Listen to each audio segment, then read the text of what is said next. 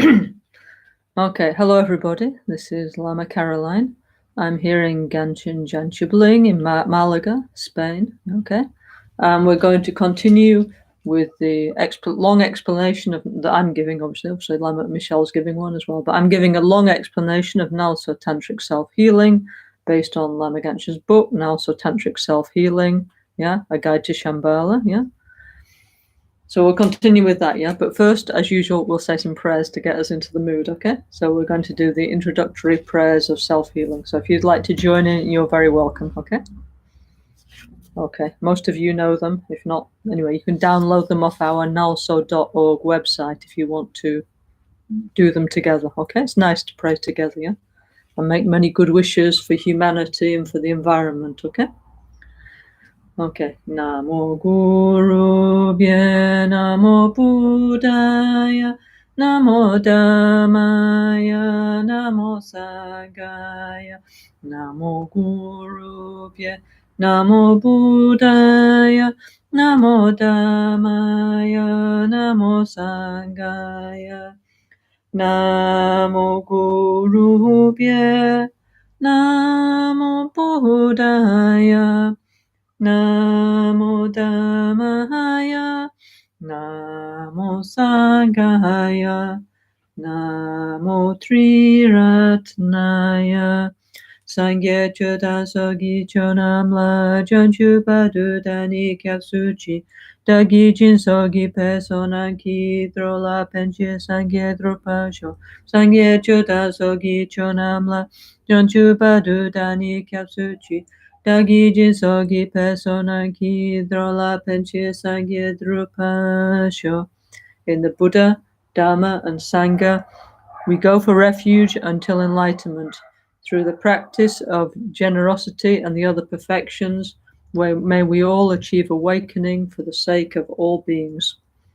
7 limitless thoughts. Semchen tamche dewa dan dewe gyudan denpa gyuchi. May all beings have happiness and the causes of happiness. Semchen tamche dunyal dan dunyal gyudan drawa gyuchi. May all beings never have suffering and the causes of suffering. Semchen tamche dunya mepe dewa dami drawa gyuchi. May all beings have the great happiness that is beyond all misery. Semchen tamche nyerin jada nidan trawe tamyola nepa gyuchi. May all beings dwell in equanimity, unaffected by attraction to dear ones and aversion to others.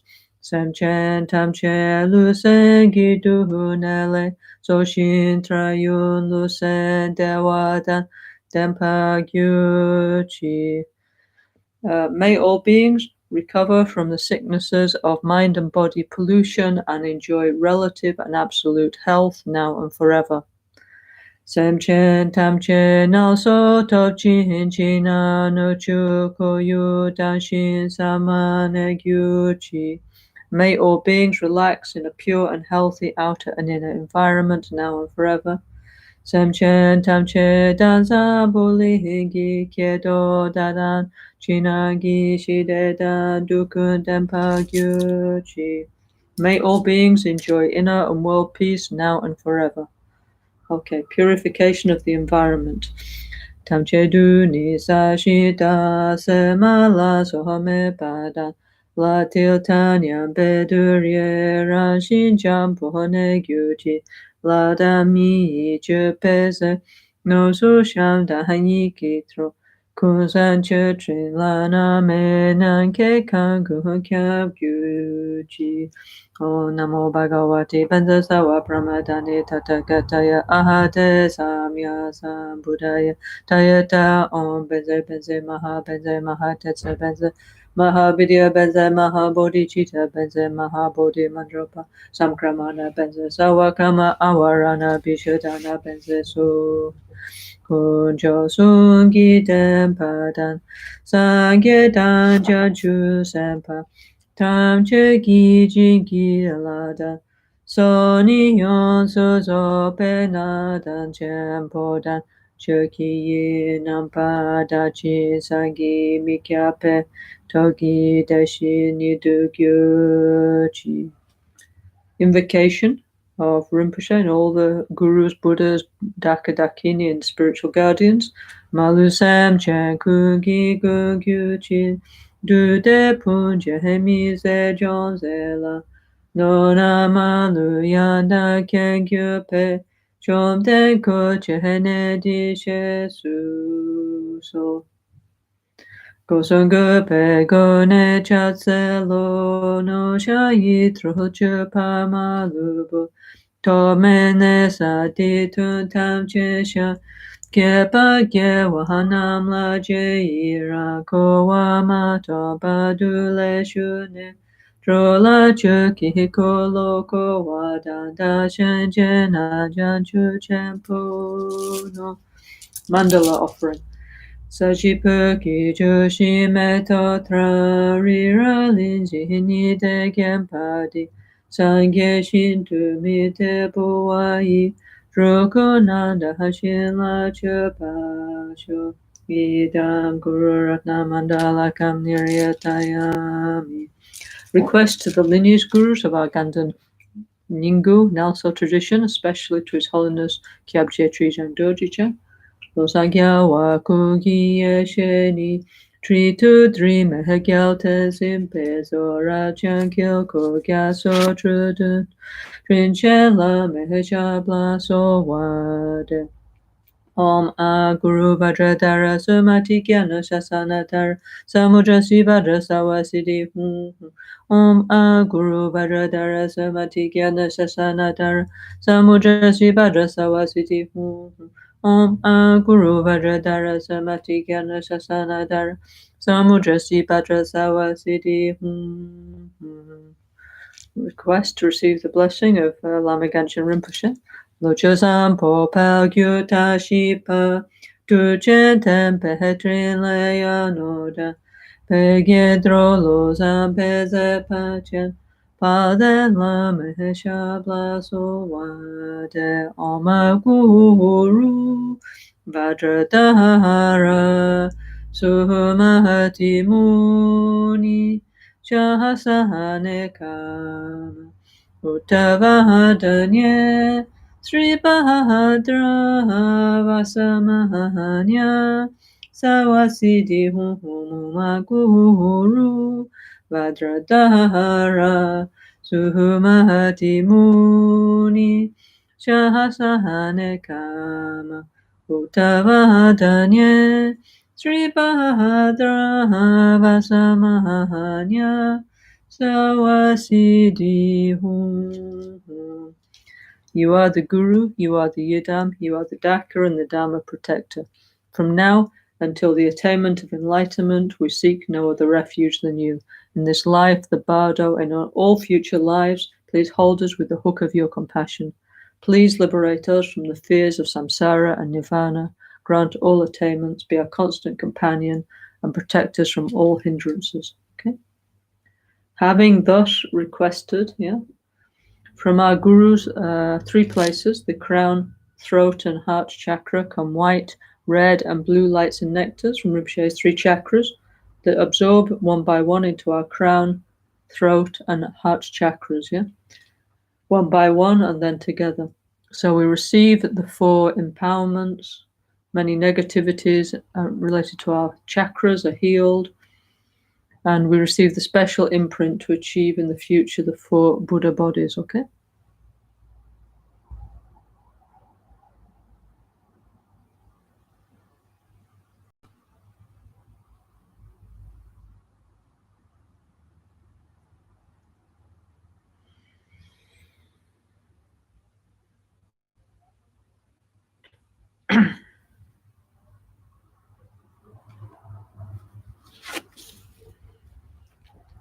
Okay, last verse of the Mahamudra lineage prayer. Pagyakiku Dagilu Pagyakisun Dagina Pagyakitu Dagi Danyame chi tu jingilo, ma kyo ke kudan. Dagilu, ma kyo ke sundan dagina, ma kyo ke tudan. Dagi danyame chi tu jingilo. Okay, so now we imagine that for each and every one of us, wherever we are in the world, there comes a second manifestation of Rinpoche because he's in the rainbow body, okay? So then to each and every one of us, Rinpoche in the rainbow body comes to the crown of our head, dissolves through our central channel, and mixes with our subtle mind at our heart, okay?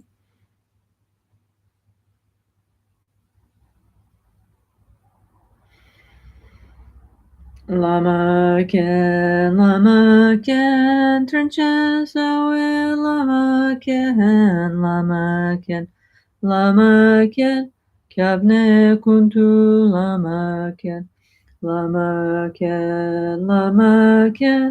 Trinchen Sawe, Lama Ken,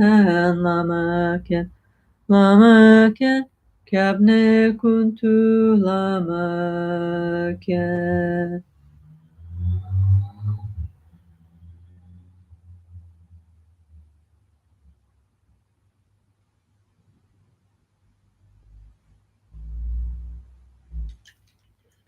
Okay, so hello everybody.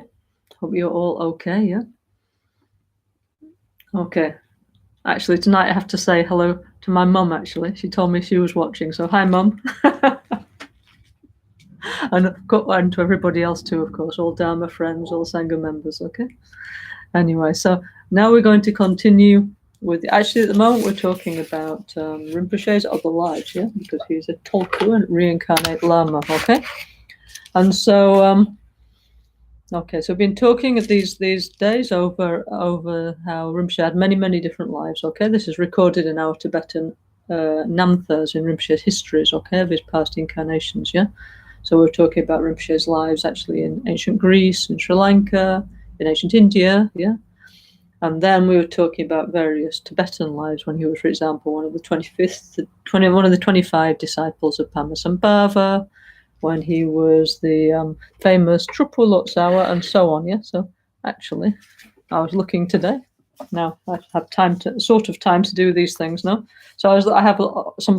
Actually, I was never one that really took photos when we went around, but anyway, somehow I got a few now from when we travelled with Rinpoche. So I saw a few things I'd like to show you from. Okay, this is not the high-tech version. Of course, now we have all beautiful things like, it looks like film quality, fortunately, the way that our graphics office in Albaniana, they produce everything so beautifully, no? Okay, but this is the home version, yeah, okay? So I was looking through my photos, and I forgot to talk about this, actually. You see this? It looks like a Borobudur, no? Okay, so this actually, I think I forgot to say, yeah? When we were talking about Rinpoche's past life in the 12th century, when he was Trupu Lotsawa, yeah, do you remember, yeah? And he brought these 3 famous yogis from India, and they make 3 huge Maitreya Buddha statues, and he translate 200 books from Sanskrit to Tibet, yeah?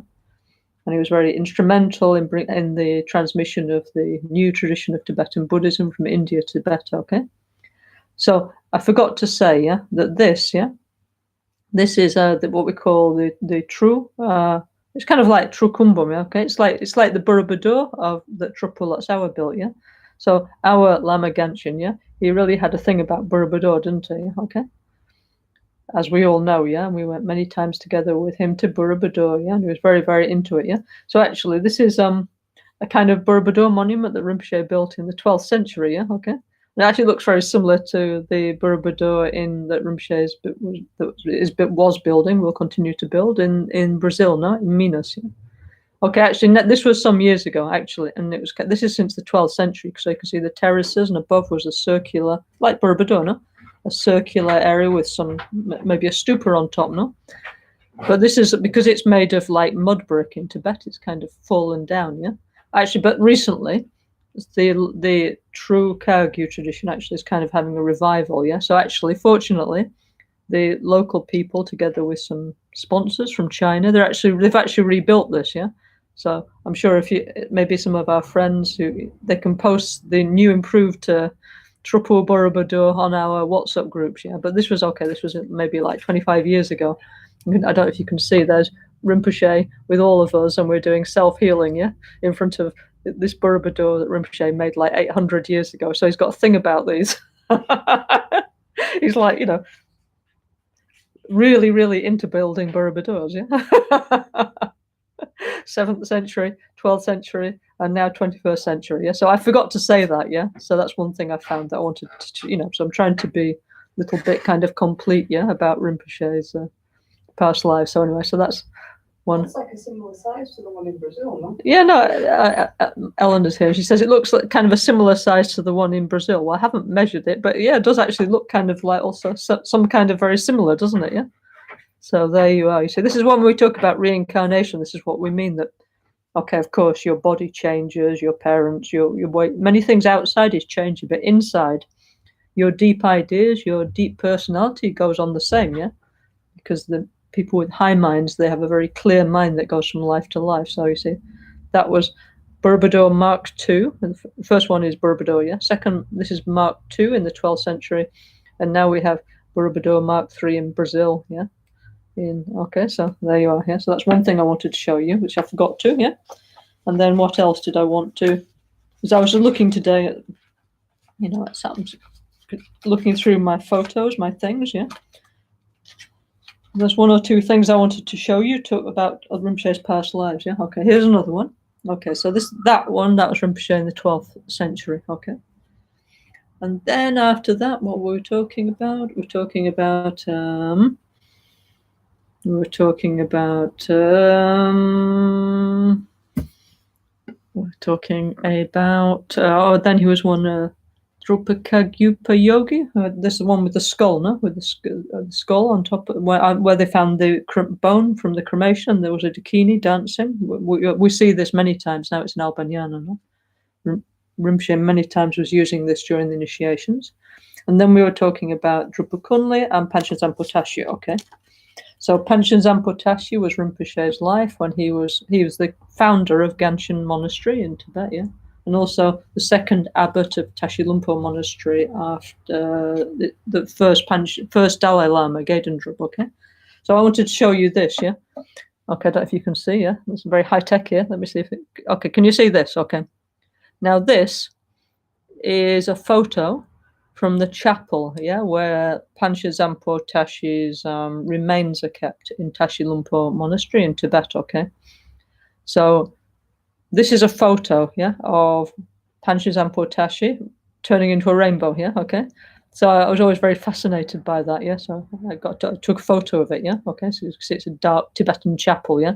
And inside that there's the stupa where his remains are kept from the, is it the 15th century? Anyway, this is what I was trying to tell you the other day. I was saying there's this on the wall is this painting of Panchen Zampo Tashi taking the rainbow body. So this is what I meant, yeah. Can you see it's just like rainbows, yeah, like it's dissolved into rainbows, yeah. Okay. So that's one thing I wanted to show you to refer to that other life. Okay. Okay. Here's another one. This is nowadays we've seen a lot of these. No, this I don't know if you can see anything. Yeah. This is okay. In Tibet, when we used to go with Rinpoche, this is what we used to see like all the time, not because it's normal in Tibet, but because every time Rinpoche went to some monastery or some temple, we used to get these incredible circular rainbows, and sometimes we had square rainbows, and sometimes we had triangle rainbows, and sometimes we had rainbows like horse feet, yeah, like impossible, like but anyway, they were horse feet rainbows, yeah. And so that's just one that sort of casually I happened to have a photo of, because there were really, really, really, really a lot, yeah.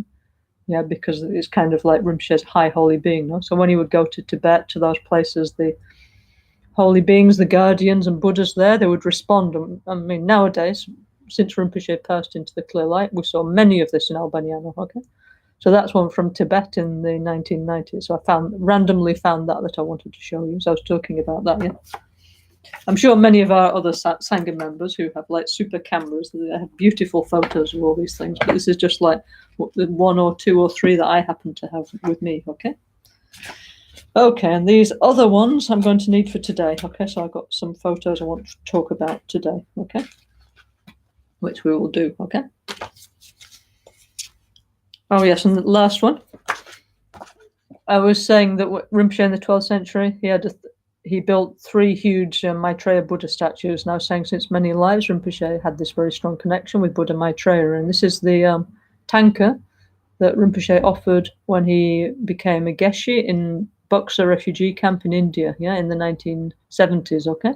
He was one of the first refugee lamas to take the Geshe exam, And so in the Tibetan tradition, when you become a Geshe, you have to make offerings to the monastery. Why? Because the whole of your life till then is kind of basically free. The monastery takes care of you.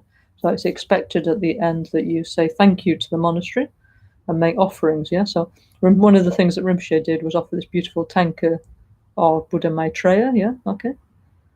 Anyway, so that's still there in Sarah. Beautiful, no? Anyway, we're talking about Maitreya, the future love Buddha. Okay. Right. So okay. So today, what we're going to talk about is where did we get to in the Rinpoche past lives? Okay, we talked about Drupa Kunle, Panchen Zamputashi, and then I said today I was going to talk about Rinpoche's life when he went to China together with the Panchen Lama.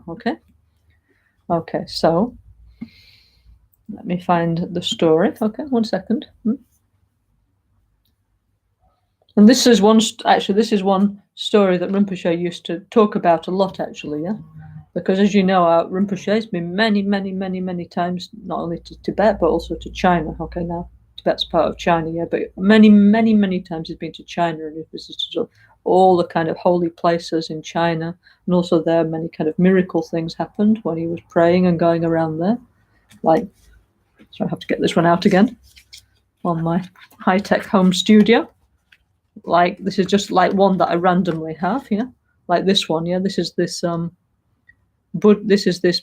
statue of Chenrezig in Beijing, And every time Rinpoche used to go there, this is what used to happen. This is not like a trick or anything, rainbows used to come out of it, and also nectars used to appear on the hands and drip down. And this is inside a glass box, So there's no way anybody can manipulate it or anything like this, And that's not like you can see there's a reflection there from the glass, But the rest is not a reflection. This is like actual rainbows coming out of the Buddha, So many times when Rinpoche went to the holy places in China, like incredible things used to happen, So Rinpoche's, actually I want to explain now a little bit about Rinpoche's connection with the holy places of China, And this is due to Rinpoche La's life in the beginning of the 18th century, when he was the abbot of Ganshan Monastery called Lobsang Kechok, Okay. And so, okay, as I was saying before, okay, so let me explain, Okay. Tibet, Tibet, like any country, it was, okay, it has a complex history, okay? Now, until a few years ago, I knew absolutely nothing about Tibetan history, okay, as I'm only really interested in meditation and things like that. But when I went to study Tibetan translation, I went to one school called ITAS, which is a school of the Kamakaju tradition in southern Spain, and they're training the translators of Taye Dorji, one of the two Karmapas, and they kindly let me into their school. So we had many different courses in order to become a good translator, So one of the things that we had to do courses on was Tibetan history, because if you want to translate namthas, which means people's biographies, you need to know the context in which they lived in, Otherwise, it's very difficult to understand what they're talking about if you don't know the history, Okay.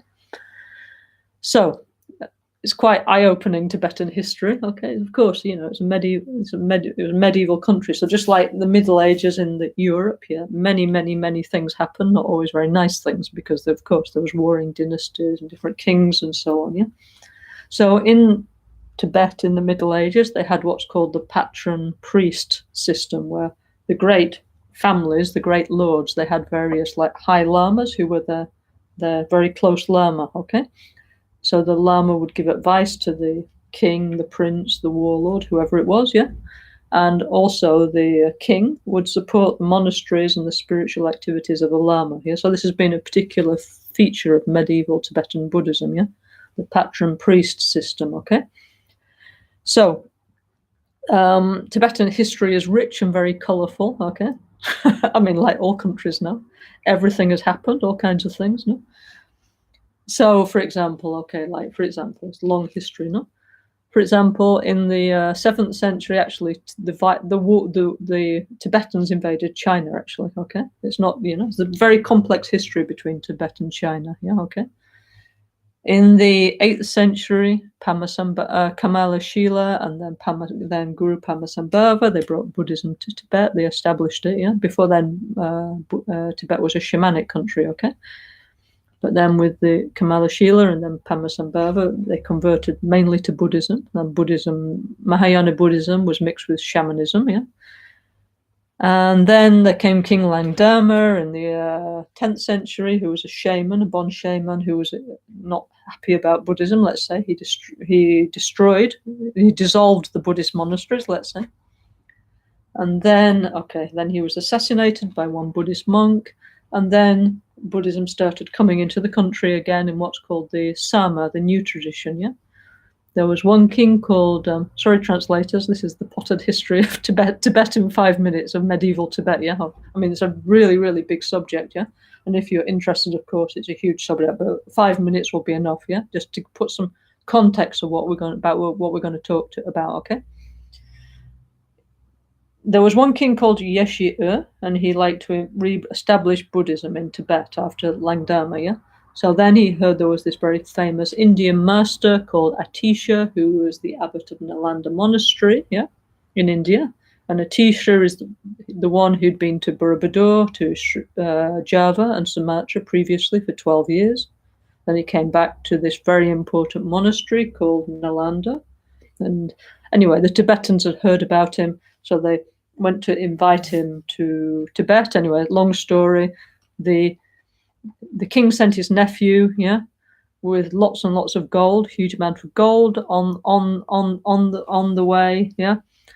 The king Yeshi-e got kidnapped by a warlord, and the king said, "Give me all the gold, or I'll cut off his head." And the king said, "It's okay. I'm old. You can cut off my head, but it will be more beneficial if we bring Atisha to Tibet." So, in fact, that's what happened. Yeah, and the king lost his head, and his nephew, who then became the king, he brought Atisha to Tibet and began what was called the Sama, the second wave of Buddhism in Tibet. Okay, from the 11th century onwards. Yeah.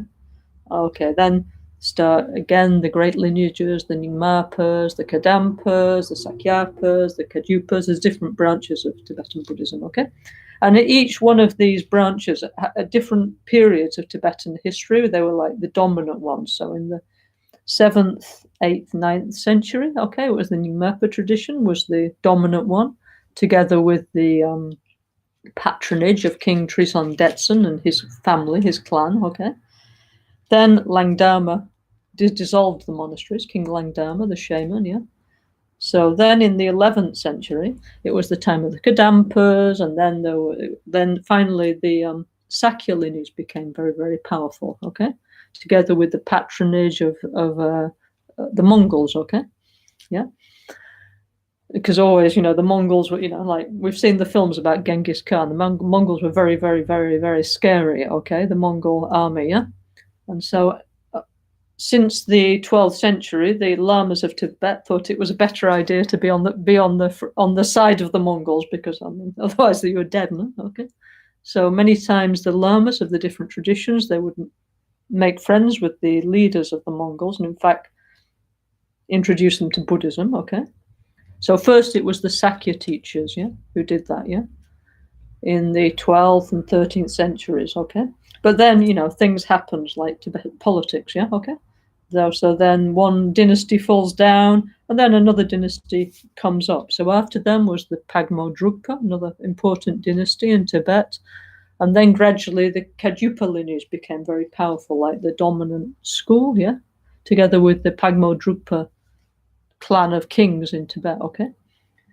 So that was like in the 13th and 14th century, yeah. But then, okay, when our Gelugpa school was developed, yeah, by Lama Tsongkhapa and his followers from the 14th century onwards, yeah, 14th, 15th centuries, yeah. Okay, so at first, in the time of Lama Tsongkhapa and the Gedendrub and Panchen Zampo Tashi, was a small school, okay, yeah, and they were starting their Lama Tsongkhapa's innovative ideas, yeah, of this, like the third wave of Tibetan Buddhism, okay, kind of, so he took like many teachings from the Kadjupa, the Nyingma, and so on, the Sakya, and then he also had many visions of Manjusri, so he made the Gelugpa, yeah, the yellow school virtuous tradition of Tibetan Buddhism, yeah. Okay, so now that's like in the 14th, 15th century, okay. So gradually, okay, as our Gelugpa tradition developed, yeah. Now again, politics changes, things were happening in medieval Tibet, yeah. And gradually, yeah, the Dalai Lamas, especially in the time of the 5th Dalai Lama, they aligned themselves with the Mongols again, yeah, okay. So the title Dalai Lama is actually a Mongolian title, yeah, okay. Dalai means ocean in Mongolian, yeah. And so then gradually there was this shift in power, and the Dalai Lama became recognized as the kind of, we call like the God King of Tibet, no? The incarnation of Chenrezig, yeah? So there was this formation of what's called the Gandam Podrang, the medieval government of Tibet, yeah? So more or less, let's say this is like the Tudor period or something, okay? Yeah, also because I'm like a kind of renaissance, yeah? But anyway, many things happening, okay? So, okay, so anyway, so after like the time of the 5th Dalai Lama, yeah, the Gelugpas became like the dominant school in Tibet, yeah, and they also were allied with the Mongols, yeah. Now, the Mongols in the meantime, yeah, okay, there was Genghis Khan and etc., yeah, but gradually the Mongols actually they also took control of China, yeah, okay, and they have those various Chinese dynasties, yeah, who were descended from the Mongols, yeah. So. And also, obviously, the Mongols. At first, they're like the Mongol warlords from Genghis Khan time, yeah. But gradually, they integrated into Chinese culture. So, in the 17th and 18th centuries, we had something called the, excuse my terrible pronunciation, the Qing dynasty. Okay, yeah, and this is where we're about to start to tell the story. So, at that time in China, yeah, the rulers of Tibet were descended from the Mongols, but kind of integrated into Chinese society. Yeah? Sometimes they call like the Manchus, yeah, or anyway, these people whose ancestors were Mongolian, yeah, who had become the rulers of Tibet, yeah. And so, since the time of the 12th century, since the time of Pagpa, yeah, very famous Sakya master. The Mongols had converted to Buddhism, yeah. Actually, this Lama, yeah, this famous Pagpa Lama, yeah, he what he did actually is he converted the Mongols to the practice of Vajrayogini. Very clever, yeah. So then instead of like invading Tibet, they were more interested in meditation and those kind of things, yeah. So then they developed actually also the growth of Tibetan Buddhism within the Chinese Empire, yeah, especially around the Chinese royal court, yeah, in the 17th and 18th centuries. Okay, so okay, with that in mind, I will now tell you the story. Okay, what we want to talk to. I just put a little context to the story. Okay, so what we're actually going to talk about is the visit of the third Panchen Lama, yeah, the third Panchen Lama who made the guide to Shambhala, yeah. So remember, like earlier on, a few weeks ago, I was talking about how one of the Panchen Lamas made this incredible guidebook, How to Get to Shambhala, yeah. And one is actually an actual guidebook, and you have to like cross deserts and rivers and mountains and all sorts to get there. And the other is you also have to meditate and do many stages of meditation in order to transform your consciousness. So there's this idea that Shambhala, one, is an actual place, yeah, but in order to truly reach there, you have to change your state of mind, yeah. And I was talking about that in referring to Rinpoche's book, no, yeah, Self-Healing 2, yeah, Tantric Self-Healing of Body and Mind, and Methods to Transform This World into Shambhala. So at the time I was saying I thought I preferred this one, yeah. But for me, the only chance for me to get to Shambhala was following this, having listened to what the third Panchen Lama, Panchen Palden Lobsang Yeshe said. Yeah, so this is the same Panchen Lama here. And he was invited to the court of the Chinese emperor. Yeah, but okay, so this is the story I'd like to tell you, and this involves Rinpoche's past life because Rinpoche went with him. Yeah, he was his like close assistant and helper. Yeah? Okay, so fortunately, it's been translated. Yeah, okay, the visit of the Panchen Lama. So it's very, very interesting. Yeah. Okay, so in Tibet, in the Gelugpa, let's say, Middle Ages, we had many high enlightened lamas, but the two most famous ones, even to this day, is His Holiness the Dalai Lama and His Holiness the Panchen Lama. Yeah, and because Tibet was a very huge country, like bigger than Europe, yeah, so His Holiness the Dalai Lama, his, let's say, area of power was around the Lhasa region, okay, and His Holiness the Panchen Lama, his area was around the Shigatse region, which is not very near together in the Middle Ages. You know, it would take you like, I don't know, like 2 weeks sitting on a yak to get there. It's like, or a week on a horse. It's far, yeah, okay. So they were basically like two kind of kingdoms, actually, yeah, okay, within Tibet, yeah. And since many lives, the two holinesses, the Panchen Lama and His Holiness the Dalai Lama, they've had this relationship of teacher, and yeah, each one recognizes the other one, okay.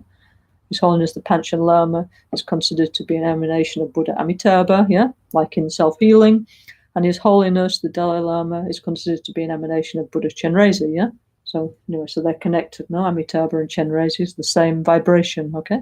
Same Buddha family, okay? Okay, so the Panchen Lama is the head of Tashi Lumpo Monastery. Our Gansha Monastery, out in the desert to the west, yeah, is a branch monastery of Tashi Lumpo, okay? So it came about that in the year 1780, yeah, okay, they know because they recorded all the dates. They also had calendar, yeah. So it says in the 7th month on the 21st day, which is August the 20th, 1780, yeah. His Holiness the Panchen Lama, Panchen Lobsang Yeshe, yeah. He, in the Iron Bird year, he set off for China. Why he set off for China is because the extremely famous and powerful Quanlong Emperor, yes, so it's very famous, yes, so famous in Chinese history, yeah. He'd invited him to come to China, yeah. So His Holiness the Panchen Lama was not the only Lama in Tibet, yeah, because the Imperial Court of China, the Quanlong Court, yeah, they're actually into Tibetan Buddhism, as particularly into our Gelugpa Buddhism. And the actual personal Lama of the Quanlong Emperor was actually Chankya Rilpe Dorje, yeah? And who is Chankya Rilpe Dorje but a past incarnation of our Kyabje Pabonka Rinpoche, yeah? So you see, many lifetimes, all our Lamas are together, yes? Amazing, yeah? Like that's why I'm telling you all these stories, because then you see actually, you know, like His Holiness Kyabje Chujam Rinpoche and His Holiness Kyabje Pabonka Rinpoche and NgalSo Rinpoche and Tomogeshi Rinpoche and our Ganshin Rinpoche and all these lamas that we're so lucky to have guiding us, yeah, okay. Since lifetimes they're all together, yeah, okay. It's I guess it's a kind of like immortality in this, yeah, because somehow to know, can you imagine knowing each other for like hundreds and hundreds or 1,000 years or something, yeah. Anyway, so at that time, Chankya Rilpe Dorje was the imperial, it was the guru, okay, of the Quanlong Emperor, yeah. But anyways, they like to invite the Panchen Lama, very holy Panchen Lama, to come to Beijing, yeah. So it took like a really long time to get there, okay, like many months traveling by horse, okay. And the Panchen Lama didn't go alone, not like us, like get on like Lufthansa or something, just with a suitcase and maybe 1 or 2 friends. No, he went with like 6 close assistants, of which Rinpoche, when he was Ganshin Abbot Lobsang Kyechog was one of them. He was the principal assistant of the Panchen Lama, yeah, and then loads of others. So it's a bit like when we used to travel with Rinpoche in Tibet, like there's like loads of us. I mean, in our time, there was like 2 buses full, so more or less something like that, 2 buses full, but they didn't have buses, yeah. Loads of Tibetans, yeah, from Tashi Lumpo and Ganshin. They went off to China, yeah, with His Holiness the Panchen Lama and Rinpoche when he was Lobsang Kyechok. So also maybe we start to see like Rinpoche always had such incredible feeling and connection with the Panchen Lama, okay. So you can, in this story, we start to see how closely they're connected, okay?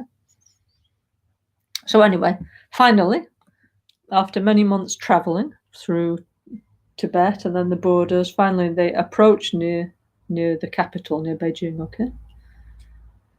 And so the emperor, the Quanlong emperor, as was the tradition in those days, he sent his ministers to go and meet him, yeah, okay? So meet does not mean like, I don't know, like us at the airport with a bunch of flowers and a katak. It means like you have to go like, I don't know, like 100 kilometers, yeah, and wait, and then travel 100 kilometers back, yeah, not at all like our idea, yeah. So then he sent all his ministers, yeah, like many hundreds and hundreds, yeah. So then they would come, they ran, and then they would get off their horses and make prostrations to the Panchen Lama, yeah. And then another lot, they would go back. Then more ministers would come and make prostrations, and so on. Yeah. So the Tibetan, this is all recorded in the history, no? The Tibetan history of the Panchen Lama's visit to the Quanlong Emperor. Yeah. So then they sent a palanquin. Yeah. A palanquin is like, how can you say, like poles, yeah, and there's like a little box, yeah, with a beautiful chair. You must have seen pictures of them, yeah. We also had them in Europe in the Middle Ages, yeah. So then they sent a beautiful palanquin, and which was from the imperial court, yeah, and asked the Panchen Lama, please, can you get in, yeah. And okay, so at first the Panchen Lama was like, oh no, but anyway they insisted. So the Panchen Lama got in, and all the Tibetans followed together with, said, with all these, the Chinese court basically, with all kinds of incredible dresses. You said, like for example, some with hats of peacock feathers, some with this like beautiful, beautiful dress. Yeah, okay.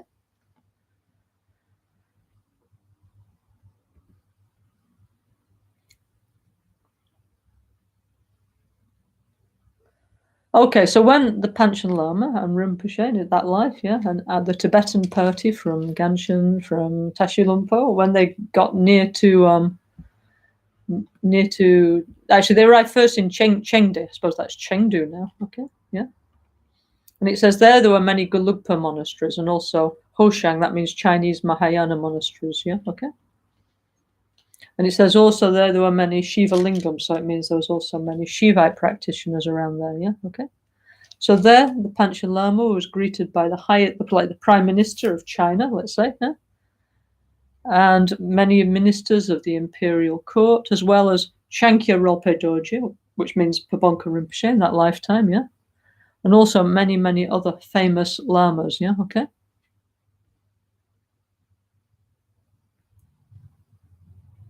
And also also the abbots from Wutai Shan came to, so important, the holy mountains of Manjushri that Rinpoche went to so many times, yeah, together with friends and disciples north of Beijing, yeah. So also came the abbots of Wutai Shan, yeah, and from all these like holy temples around China, yeah, all the most important ones, they all came to show their respect, okay. And then of course lots and lots of lay people on horses. So this is a bit like when Rinpoche would go in Tibet, yeah, when he would arrive, there was like literally like thousands of people. I mean, I went a few times in Tibet, not so many times, yeah, but I went 5 times with Rinpoche. But I remember one time we were approaching, I think, Chatring, no?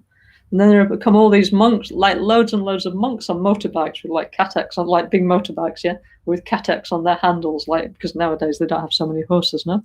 Like make the same idea, making this procession, escorting Rinpoche into Chatring, no? So this kind of style, yeah, very respectful, yeah, okay.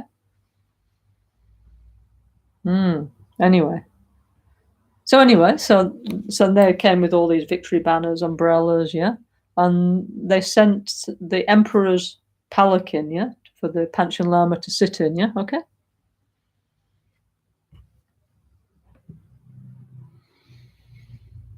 Anyway, so from Chengdu till they got to Beijing, there were monks and lay people lined up, waving and cheering as the Panchen Lama got towards the imperial capital. Yeah, okay.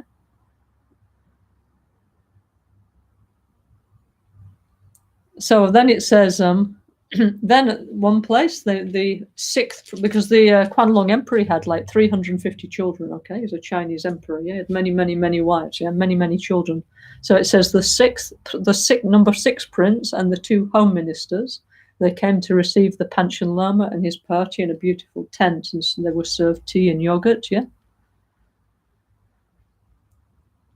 And they kept on insisting that the Panchen Lama should go the rest of the way in the emperor's palanquin, yeah. And the Chinese emperor, he was considered an emanation of Manjushri, okay, yeah. According to the Manchus, according to the Chinese culture of the time, their emperor was Manjushri, okay, like kind of like an emanation, yeah, okay. And so the Panchen Lama was saying, no, I cannot sit in the emperor's palanquin, but they were saying the emperor insists, so finally he did, okay.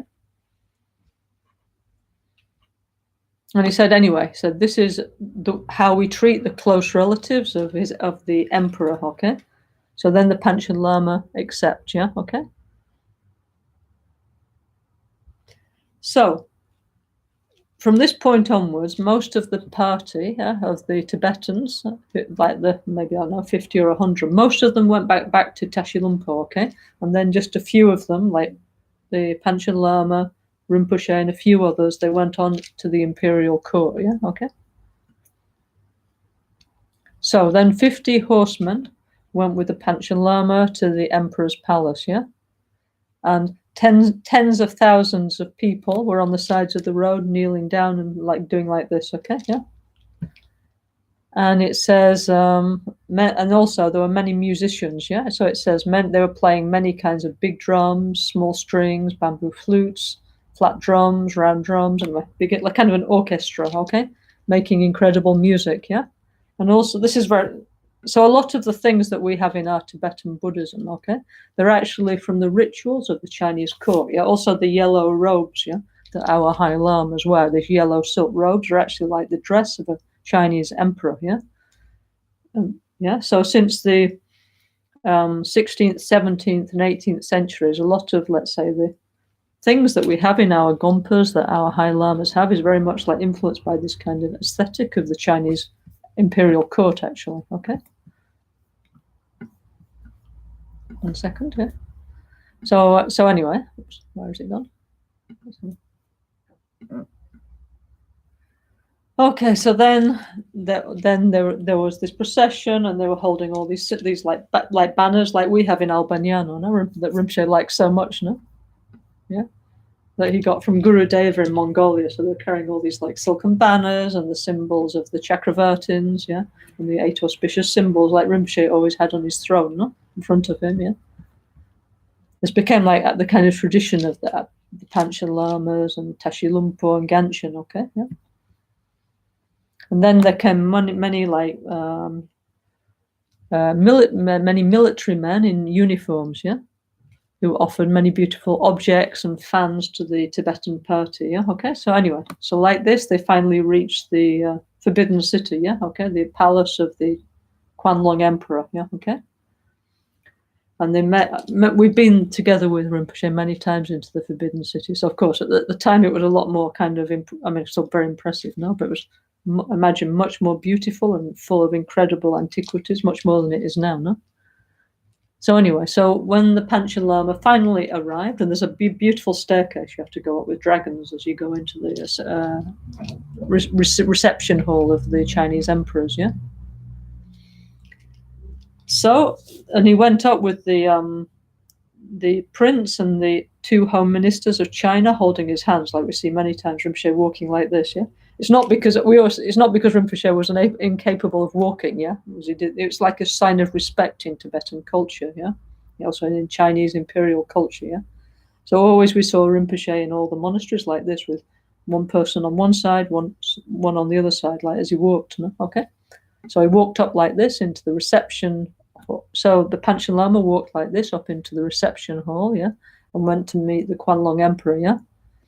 So it says, this is the Tibetan text, no, it says the emperor was surrounded by incredible luxury, indicated he had accumulated incredible merit in previous lives, yeah.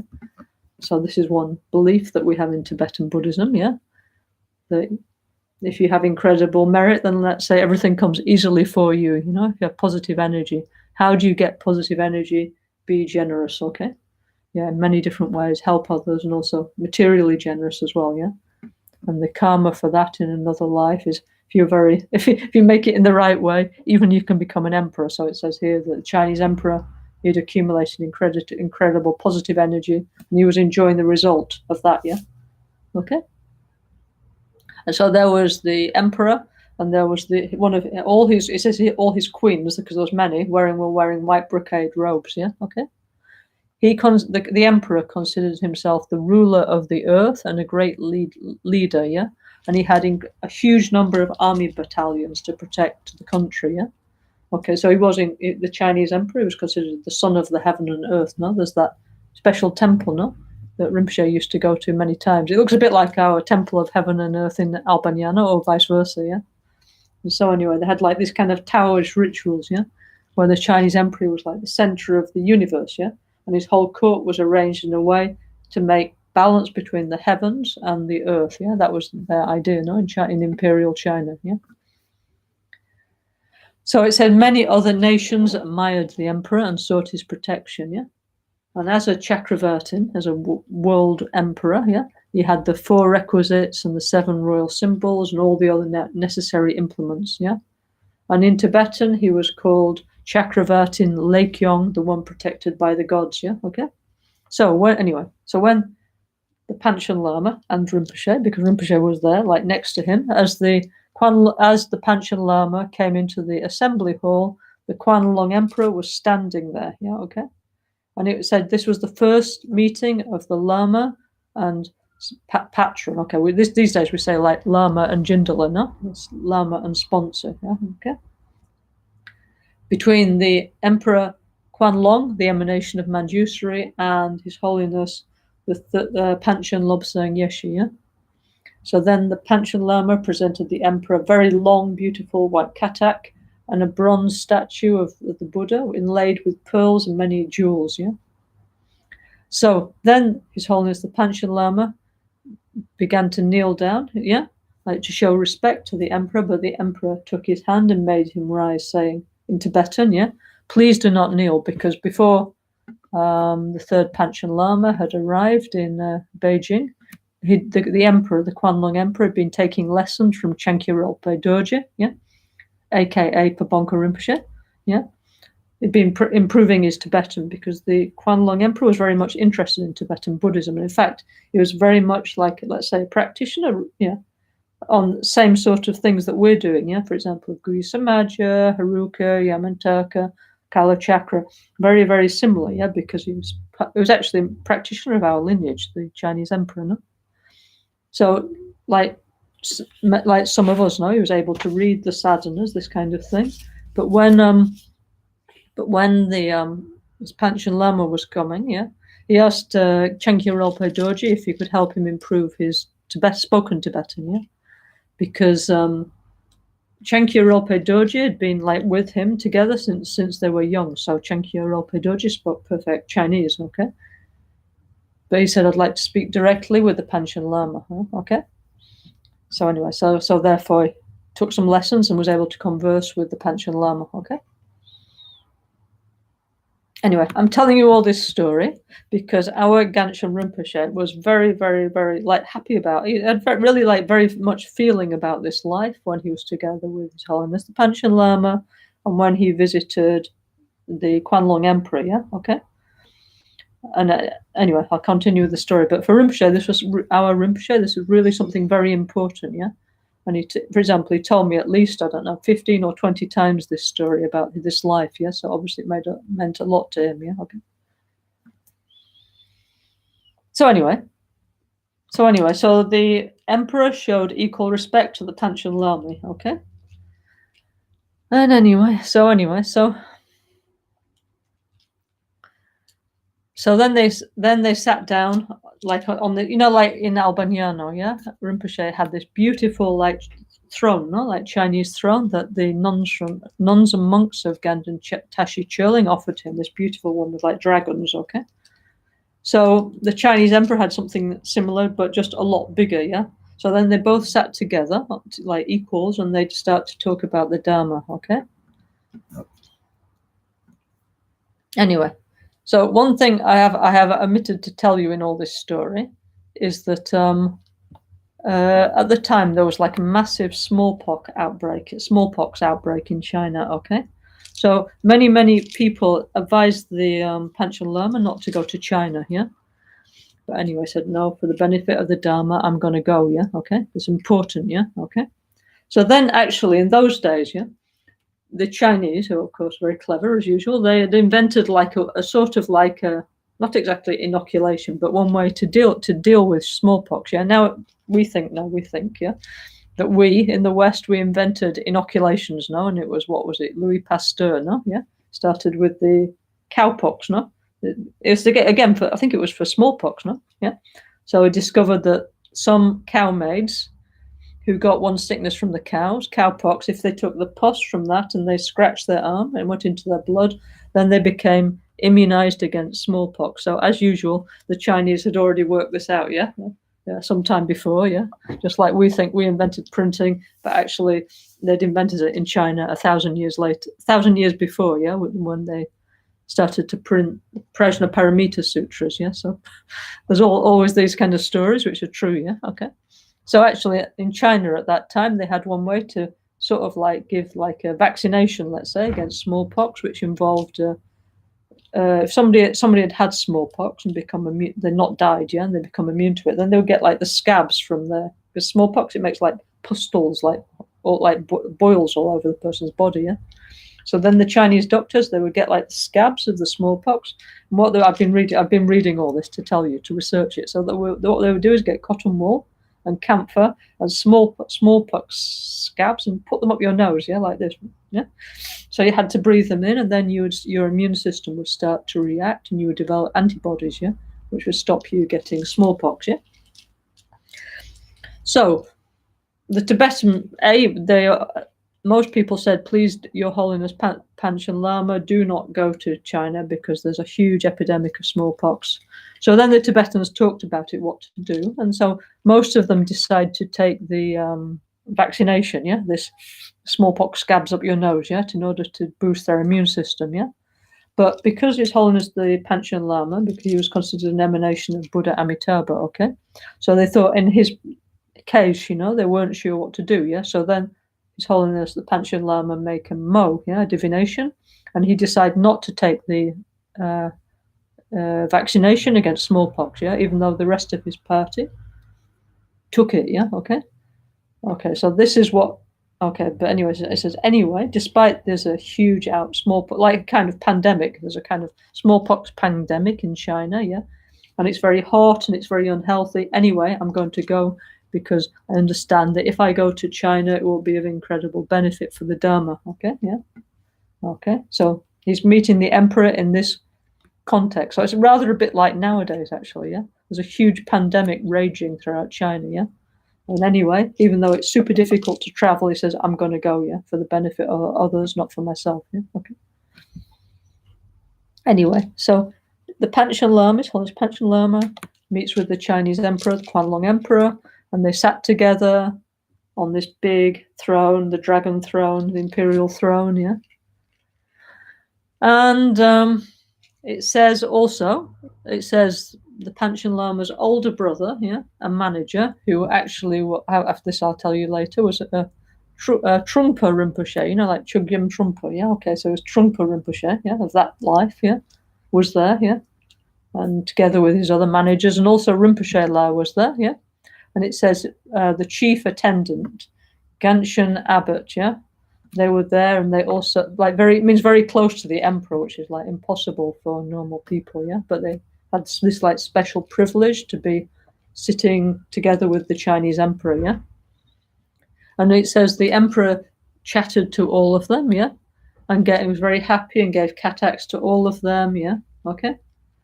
Anyway, so were having like a nice time together, yeah, when the emperor and the Panchen Lama and his circle. So it's rather like when we would have the privilege of going with Rinpoche, we would meet these incredible, like, important people and high lamas that normally would not even look at us, but because we were in Rinpoche's entourage, yeah, then we got the opportunity to be like in the presence of like these kind of people that otherwise not possible for us, yeah. So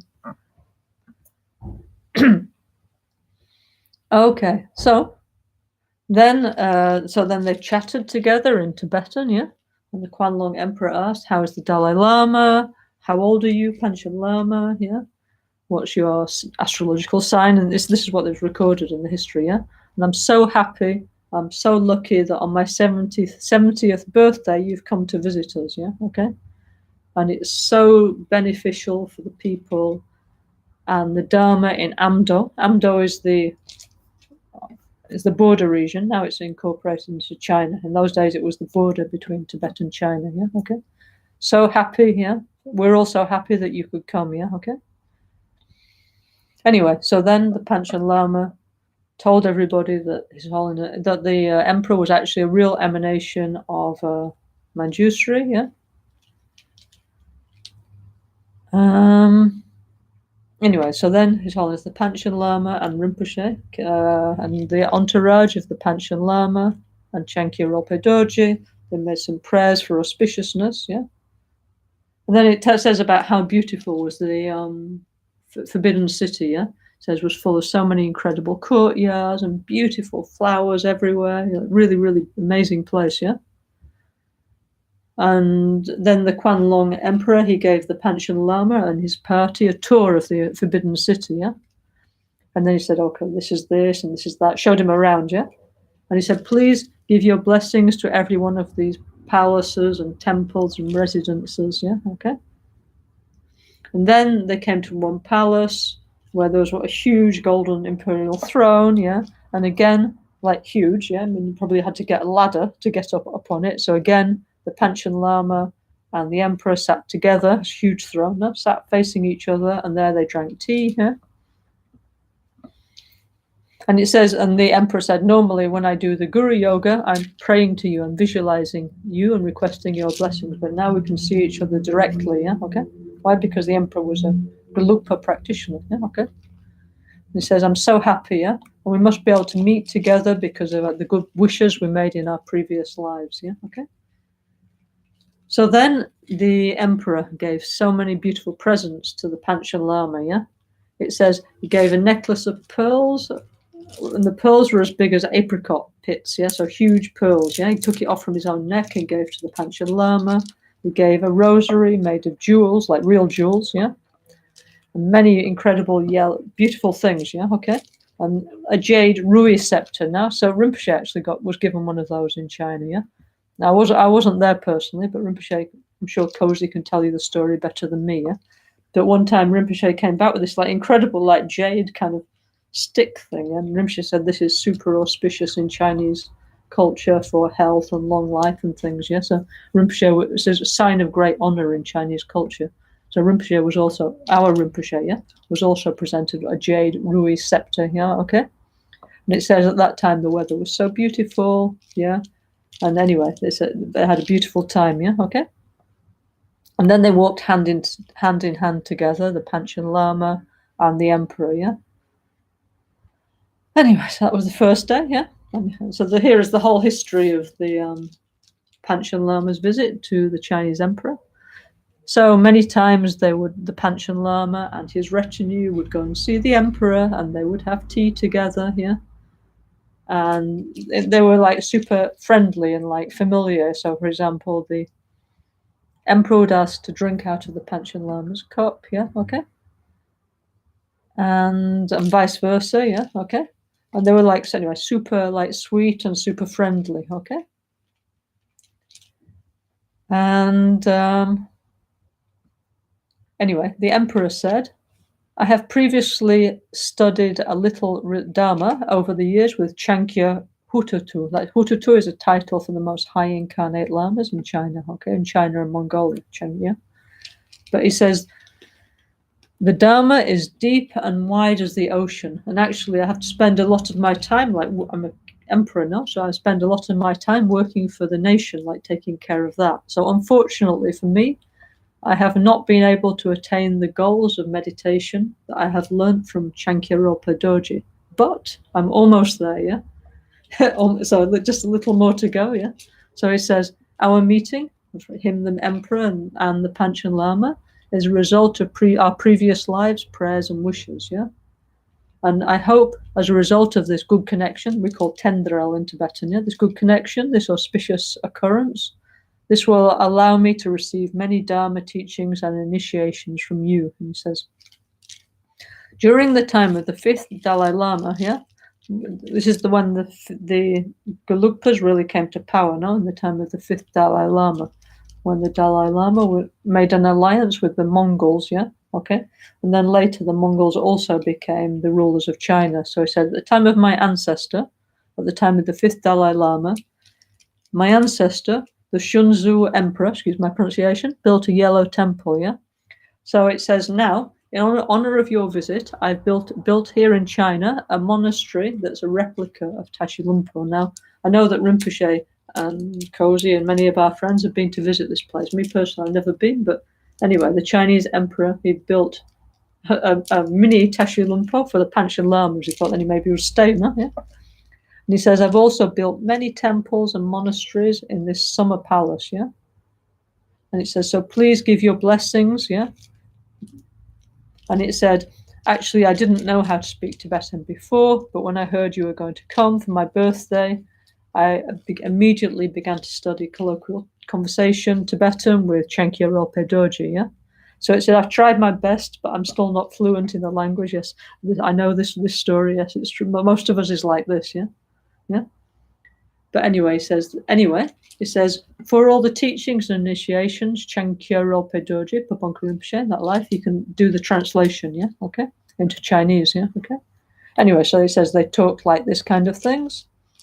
And the Panchen Lama talked of politics and religion in a manner that pleased the emperor. And they both enjoyed talking with each other, So then the emperor went to go back home to his palace, and the emperor said, please do not see me out, because this is the sort of honorific culture is very strong in China and Tibet, So always when you have a guest, you need to go to the door with them. You need many things that we don't do in the Western culture, which are very important in Chinese and Tibetan culture, showing respect. Also, just by the way, they have a whole different language for high holy people than normal people. So you have to speak a different language. You have to behave completely differently. So it's very, very clear the honorific culture of Tibetan China, So the emperor said, please do not go to the door with me, which means they're kind of like friends, like family,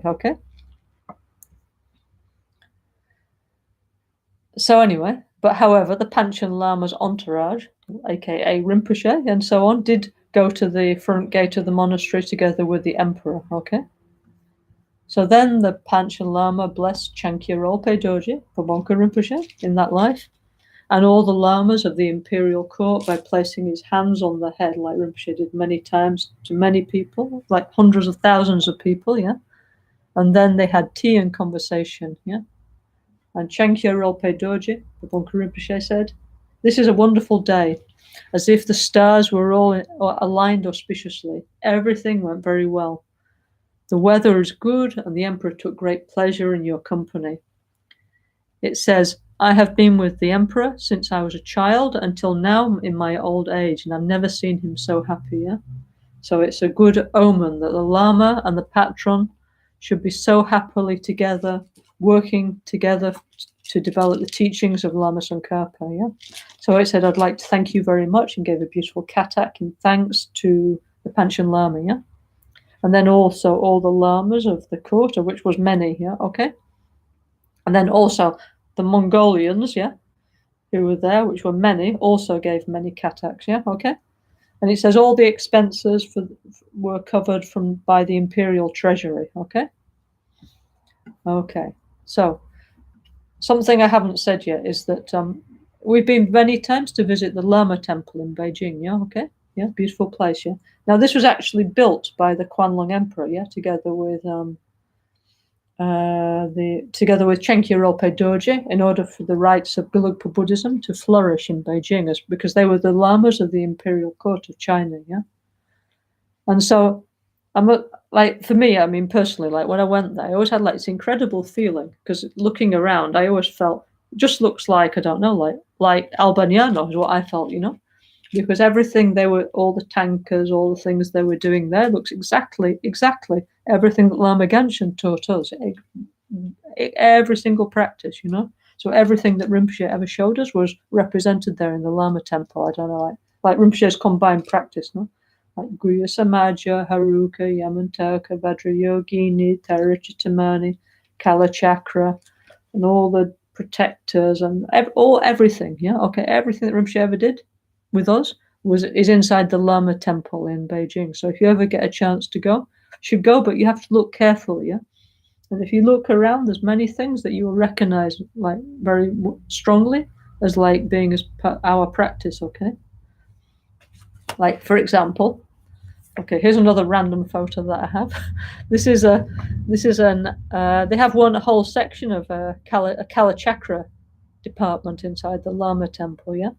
Now, and they have like all these incredible like astronomical like timekeeping implements, yeah? And to measure like, you know, the sun, the moon, the stars, time, and so on, yeah? And they've got this whole collection of Kala Chakra mandalas and astronomical implements, yeah? So that's just one random photo that I took. These are huge, all these things, yeah? Okay? In the Kala Chakra department, yeah? And it says here in the story that when they Panchen Lama went to visit the Lama temple, yeah? The emperor was saying that they were even like building clocks according to the Kala Chakra. So, you know, very, very similar, yeah, to what we're still doing today. So I see really a great sort of familiarity and connection actually from this time, no, of the imperial court of China and what's continued through our lamas up to the present day, no?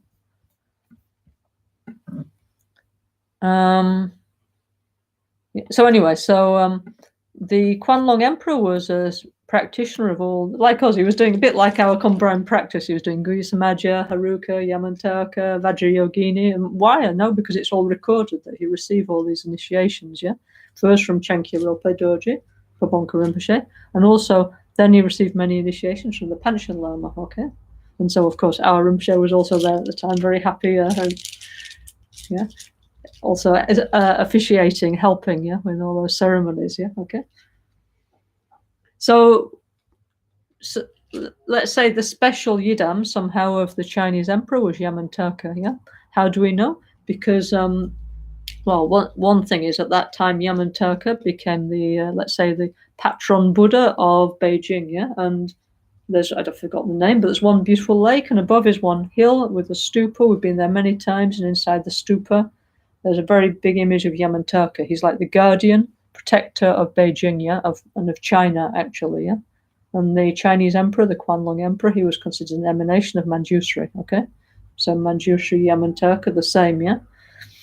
Also in the Lama temple, now this bit I've never seen actually, but maybe some of you have seen when you went with Rinpoche. So there's the main temple, yeah? And then behind there's another courtyard and there's another stupa of Yamantaka, yeah? Another chapel, yeah? And it says there that was the special chapel of the Kwanlong emperor, yeah? And it says there the Chinese emperor used to keep all his weapons, yeah, like Yamantaka, yeah. And so all the time he would keep them there, and only in the case of he had to fight, you know, he would pick up his weapons blessed by Yamantaka and the Dharma protectors, and would go to battle with them. It's a bit like the Christians, no, like the early Christians, like the Emperor Constantine, who was the first pagan emperor of Rome, no, who converted to Christianity, and he had this lance, yeah. A spear, yeah, and in this spear he had part of the cross of Christ, yeah, or some piece of wood, yeah. So this was considered to make him invincible. So the Kwanlong Emperor also had something similar. He had like the weapons of Yamantaka, yeah, basically, yeah, that he kept in the Yamantaka chapel, and yeah, in one part of the Lama temple. So I don't remember seeing that, but maybe some of you have seen this. And all these things I'm talking about, by the way, I'm sort of doing like a pre-publicity for Cozy's new book, yeah? Cozy's made a beautiful book, really incredible, yeah? Which is called, let me just remember the name. And it's like a Rinpoche travelogue. So Cozy, you know, she was like our Ananda, and she's the one that went everywhere with Rinpoche. I don't know, maybe she went about 50 times to Tibet or something with Rinpoche in China, yeah?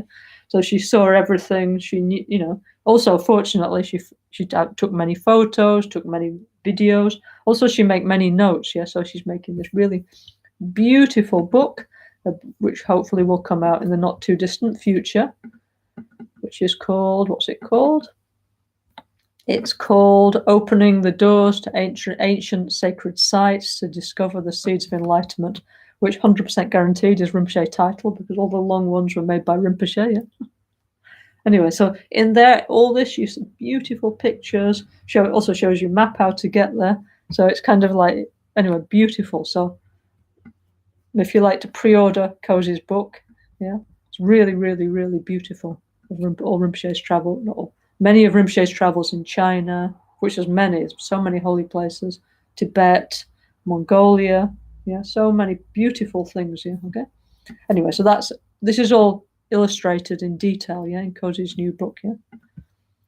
So also, if anybody likes to help, yeah, help means when we print books, it's not like we're, I don't know, we're not like a huge book company. It's just like if our friends sort of help to sponsor, then we print something. No? So if anybody like to help with print Cozy's book, please get in touch with her. Yeah, okay. Cozy's book, Rinpoche book. Okay. Anyway, so it'll be something very, very nice. Yeah, okay. Anyway, so where are we? Okay, one second. I was just looking at Cozy's book there. Okay, beautiful. Yeah. So hang on one second. I'm waving my arms around so much I've lost my book. Hang on. My text that I was referring to, yeah? What have I done with it? Hang on 1 second. Okay, oh yes, okay, right, okay. So I'm back reading the translation of the Tibetan account of Panchen Lama and Rinpoche, Ganshan Lobsang Kechok's visit to the Imperial Court of China in 1780, okay? So it says the emperor's family, yeah, he had no less than 345 princes. That means that was just how many sons he had, yeah, okay, yeah. Because he had like many wives. I think he had like, I don't know, like it was the idea that he was the center of the universe. Then he had like all these wives. They were like the nakshastra, like the lunar mansions, and then many others. Yeah, okay. So he had loads of wives and loads of children. Yeah, he said 345 princes, and it doesn't say how many princesses. Yeah, okay.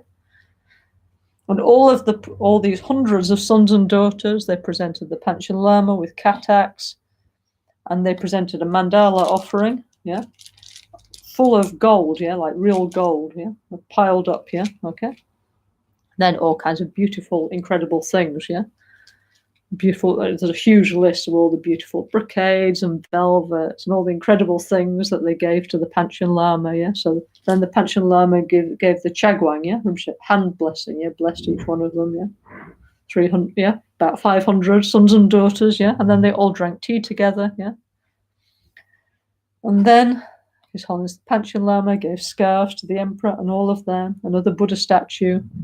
Beautiful coral necklaces. Yeah. And beautiful cloths to each one of them. So the Panchen Lama had come prepared, yeah? He brought hundreds of coral necklaces and hundreds of Buddhist. It's a bit like Rinpoche, no, actually, yeah? Rinpoche always had like loads and loads of things to give people, didn't he, yeah? So the Panchen Lama came prepared, each with one Buddha, each one katak, each one beautiful necklace, yeah? Yeah, okay, so I made the acquaintance of all the princes and princesses of the royal court, yeah? But there was one princess, a very special one, who was 6 years old, excuse my pronunciation, called Gurun Hekshao, yeah? And anyway, so the emperor said this emperor sent one message to the Panchen Lama. He said, okay, I have hundreds of sons and daughters, but this particular princess, she's very interested in the Dharma, yeah?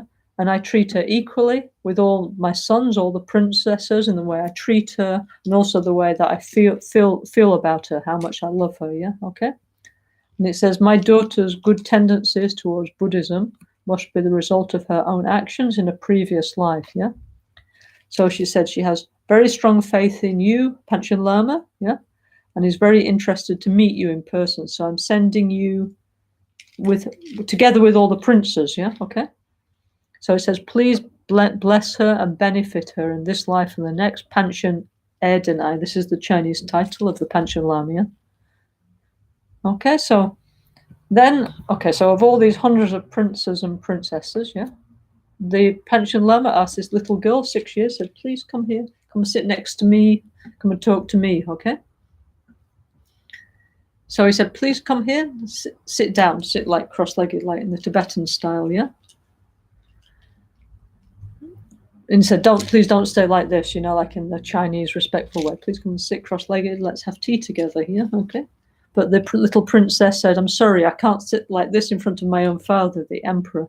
So it's not suitable if I sit in front of you, our guru, in that way, yeah? So it said, actually, I'm more used to sitting like this kneeling style, so please let me do like this, yeah? So anyway, so then the Panchen Lama said, even though the daughter of the Bodhisattva emperor is so young, she's very smart, yeah, very intelligent, yeah? So she also must be a bodhisattva and a manifestation of a dakini. He said, how interesting, I found one dakini here amongst the imperial court of China. Yeah, okay. So then the little girl, yeah, she asked the Panchen Lama to teach her the Dharma, and he also gave her a Tibetan name, yeah, as Rinpoche gave many to like show her quality, no? That's why the spiritual names are given, yeah. So the Panchen Lama, he gave her the blessing and transmission of Buddha Amitaya, some white Tara, yeah, for long life, yeah, and also the practice of green Tara, and told her to repeat white Tara mantra like we do, no? We did many, many times over the years with Rinpoche, yeah.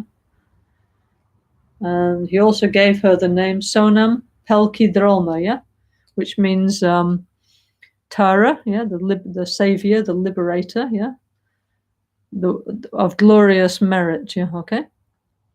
So she said, the little girl said to the ministers, there's hundreds of like ministers standing around. She said, please bring me a pen and a paper. Don't want to forget the Tibetan name. You see, she was smart, yeah. Many of us, we'd get the Tibetan names from Rinpoche and other lamas, then forget. Then 10 years later, it's like, oh, I can't remember what was my name. So immediately she said, please, I like to remember my Tibetan name, yeah. And she said, it's not good to forget the name the Lama gives to you. So that's a message to everybody, yeah, from the little dakini of the imperial court, yeah. So hopefully we all remember the Tibetan names that Rinpoche gave us on his enlightenment passports, yeah. Or half remember. If it half remember, it's okay. We can work out, yeah. Yeah. Anyway, the point of this is to remember, like, to show our potential, like what we need to develop in order to attain awakening. That's why our lamas give us a spiritual name, okay? Also, then, the Panchen Lama, he made a ritual, a Vajrapani ritual, to ensure that she wouldn't have obstacles in her life, yeah? Because I was saying, no, that Rinpoche, when he was Panchen Sampotashi, yeah, in the 15th century, had like this special connection with Vajrapani. And it's many of the Panchen Lamas, they had like this connection with Vajrapani, yeah? So what's the difference between Panchen Sampotashi and the present Panchen Lamas, yeah? So our Rinpoche, when he was the disciple of Gedendrub, the first Dalai Lama, who was the founder of Tashi Lumpo Monastery, yeah? Our Rinpoche became the second abbot, yeah, okay?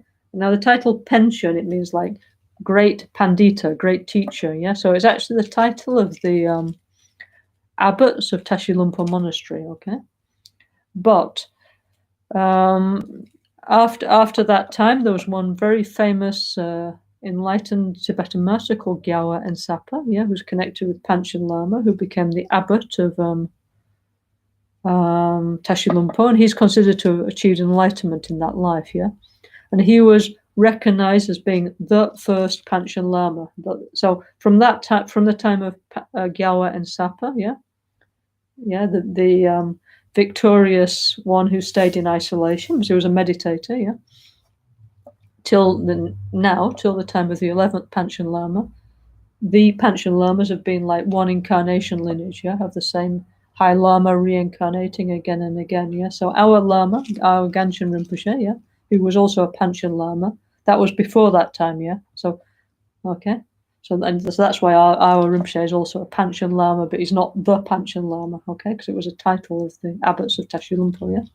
Also, we talk a lot about Panchen Lobsang Chukyi Gyaltsen, yeah, so famous, yeah, the one who made our Guru Puja, who made the debate of the wisdom and the ego, so famous, yeah. He was both an abbot. He was both the Panchen Lama, yeah, and I think he was the fourth Panchen Lama, yeah, and he was also the abbot of our Ganshin monastery, yeah. So that's good, yeah. So Panchen Lobsang Chukwu Gyaltsen was on our team, yeah, in our Ganshin team, yeah. So one of our spiritual ancestors, yeah. So we can feel very happy and joyful about that as well, yeah? Okay. So anyway, so the Panchen Lama, Panchen Lobsang Yeshe, the third Panchen Lama, yeah, he did a special healing ritual of Vajrapani to dispel the interferences to her life, and there's many of this in our Ganda Nyingu tradition, yeah, okay. Vajrapani is a very important practice to stop interferences, yeah. So actually now would be a very good time for us to practice Vajrapani, yeah, because we're definitely having some obstacles, yeah, okay, collectively, yeah. And then he gave her a protection cord, like the red strings, yeah, okay, with his blessing, yeah. And he also gave her a little Buddha statue, a coral necklace, and many beautiful incense and beautiful silks, many presents, yeah, okay. And then the little princess, yeah, she took her own rosary, yeah, made a special medicine wood inlaid with jewels and offered to the Panchen Lama and said, "Please, can you guide me for many lives?" He said, "Yes, of course, my dear." Yeah, okay. So actually, Rinpoche had many beautiful malas like this from, yeah, like offered. I don't like, for example, I remember one story. Yeah, actually, this is in Cozy's book. Actually, our present 11th Panchen Lama. Yeah, when he met our Rinpoche. When they met for the first time in this life, the little boy, the 11th Panchen Lama, he gave Rinpoche, he had these little lions, yeah, okay? And he gave them to Rinpoche, saying, you've been my best friend since many lifetimes, yeah? So then there's been since many lifetimes this close and sweet connection between His Holiness the Panchen Lama and our Ganshin Rinpoche, yeah, okay? That goes back to the time of, the 17th century, the 18th century, many, many lifetimes it's going back, yeah? And our Rinpoche always had such incredible faith and joy and respect, everything to do with the Panchen Lama. He was incredibly happy, everything, yeah? Okay? And this is why it's like this life-to-life connection of these high holy beings, yeah? Anyway, so I'm explaining all this because Rinpoche is a Tulku, a reincarnated Lama. And we have to get the idea what a Tulku is. I mean, okay, this is from us looking outside, yeah? But it means from life to life, higher holy beings continuing to guide us, from our point of view, yeah? So we're really, really, really lucky, yeah? And we should rejoice and then continue to be the right thing and continue together, yeah? Okay, so then continue with the story of the Panchen Lama and Rinpoche's visit to the imperial court, yeah? So now the Panchen Lama and the home ministers of China, yeah? And Rinpoche and the party, they went on horseback to the palace, yeah?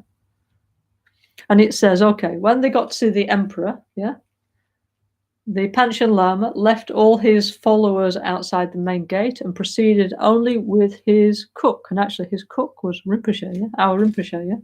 It's because when they explain, like, Rinpoche, the Ganshin abbot, was both the chief attendant and also he was the Panchen Lama's cook, yeah? Not because he was a cordon bleu cook, but because those days it was the Middle Ages, yeah? So definitely you wanted to have the person who was cooking your food, you wanted to trust them, yeah? Whether it was the best food or the worst food, but anyway, you wanted to be entirely sure that you could trust the one who was cooking your food, yeah? Because in the Middle Ages, unfortunately, it wasn't always very, they used to have like food tasters, yeah? Also in Europe, yeah, our kings, yeah, and queens, they also had to have somebody having lunch before them to make sure they didn't fall down dead with poison, yeah? So the Panchen Lama's main attendant and cook was Rinpoche, okay? So then His Holiness the Panchen Lama, Palden Lobsang Yeshe, and Rinpoche, Lobsang Ketchuk, yeah? They went, just the two of them, to see the Chinese emperor, yeah, okay? So anyway, they went only the two of them. So of course, this is like Rinpoche. Like when Rinpoche our Rinpoche, when he used to go around to say somebody, you say, oh, I'll just come round with my secretary. So that people would get, I don't know, like small things, a few biscuits, some tea. And then Rinpoche would turn up with like 10 secretaries and 50 followers. It would be like a Rinpoche tsunami. So this is the style, no? Hasn't changed yet. So just the two of them went, and the Panchen Lama went in this palanquin carried by imperial eunuchs, yeah, and an escort of 15 people, okay. So they carried him 2 miles into the garden, imperial garden of the 10,000 trees, yeah. And there was a beautiful Mongolian gear, yeah, because they were Manchus, no? They just descended from the Mongolians, the Chinese imperial family, yeah. So they're like Mongolian things, yeah. They're beautiful tent, yeah, inside with beautiful throne, everything super nice. We have also a Mongolian tent in Albaniano, no? So there were on the main, there was the throne of the emperor, and next door was an extra throne for the Panchen Lama. And it's just the same like we have here in Albaniano, no? Like the dragon thrones, yeah, with jewels, exactly the same. With the clouds, yeah, with beautiful cushions, yeah. And on the right side, which is the position of honor, was the Panchen Lama's throne. Okay. So the Panchen Lama and the Kwanlong Emperor, they met together in the great Mongolian tent, yeah. So again, like brothers holding hands, yeah. The emperor took him up all the steps, yeah, because it's like, the Chinese emperor. It's not even like our throne would be small. In Rinpoche's thrones, no, would be small in comparison to the Chinese emperor one. So there's many steps going up, yeah. So hand in hand they went up there. Finally, you need like a kind of step ladder to get on it, yeah. And anyway, so then they've got these things. If you don't know Tibetan and Chinese culture, it all sounds a bit anyway. But this is with our lamas, it's the same. Then it's a big thing, like who shall sit down first, because it's all about how to show respect to the others. So it's like, oh please, all the time in Albaniano we have to do like this with, oh please, Lama, sit down here like this, and the Lama's like, no. It's like it's kind of a formal thing that they do of like one showing respect, the other being humble. Yeah, okay. So anyway.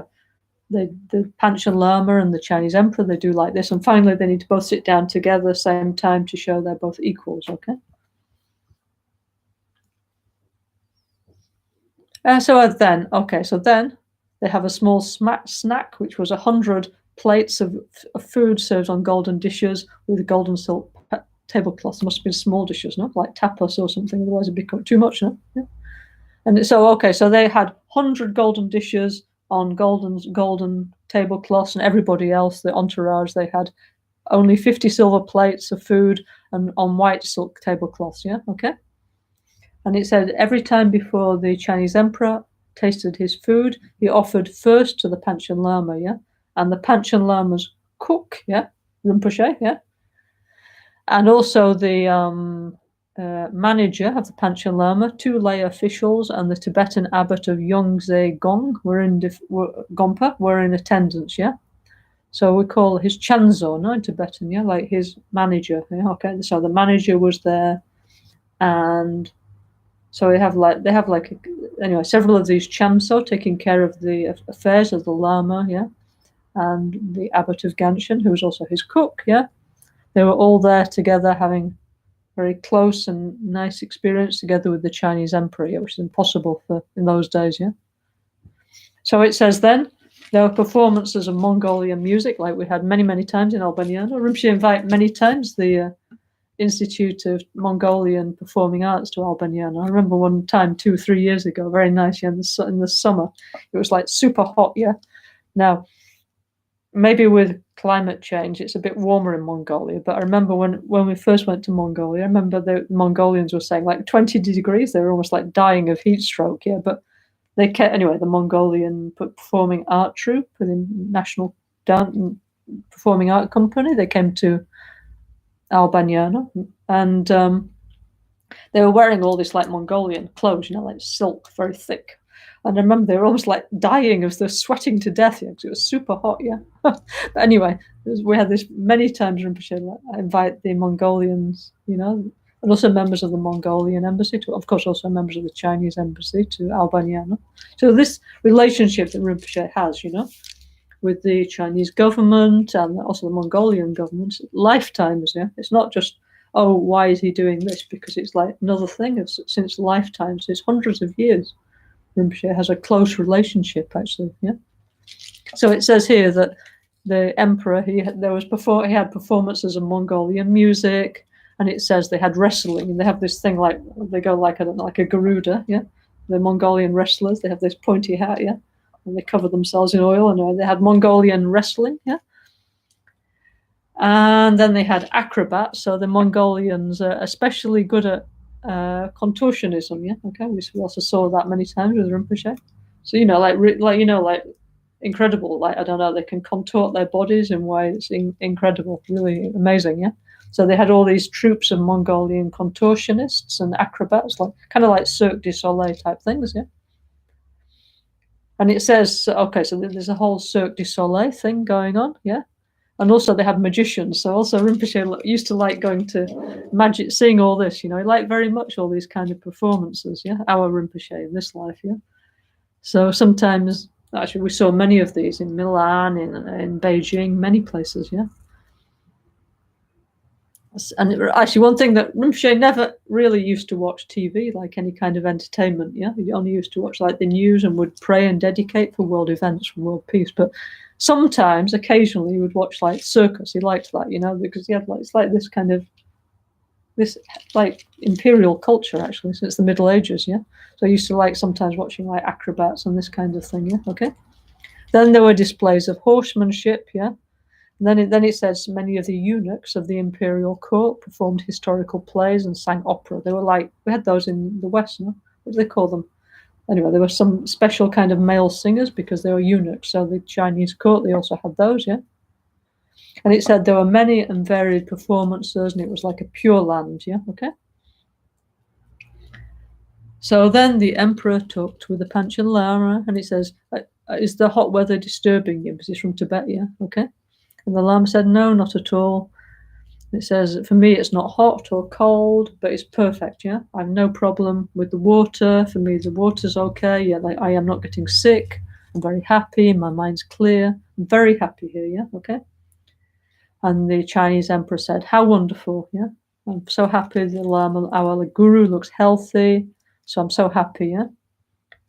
And it says, I'm so happy because thanks to the kindness of Panchen Erdeni, the god of the sky and of the three jewels, the Buddha, Dharma, and Sangha, my kingdom is happy and peaceful, yeah.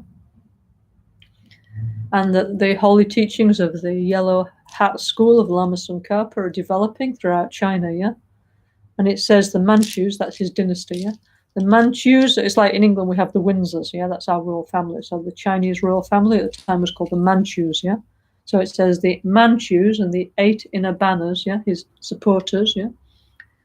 And the outer 49 tribes of Mongolia, and the 7 tribes of the Khalkhin, the Azlot, the Turgut, and the Zungars. They're other Mongol like tribes in Manchuria, yeah, who also join us here. They also have strong faith and happiness, yeah. So something else I forgot to say is that also since this time, yeah, the in Mongolia, yeah, in outer and inner Mongolia, that Gelugpa Buddhism has become like the national religion, yeah.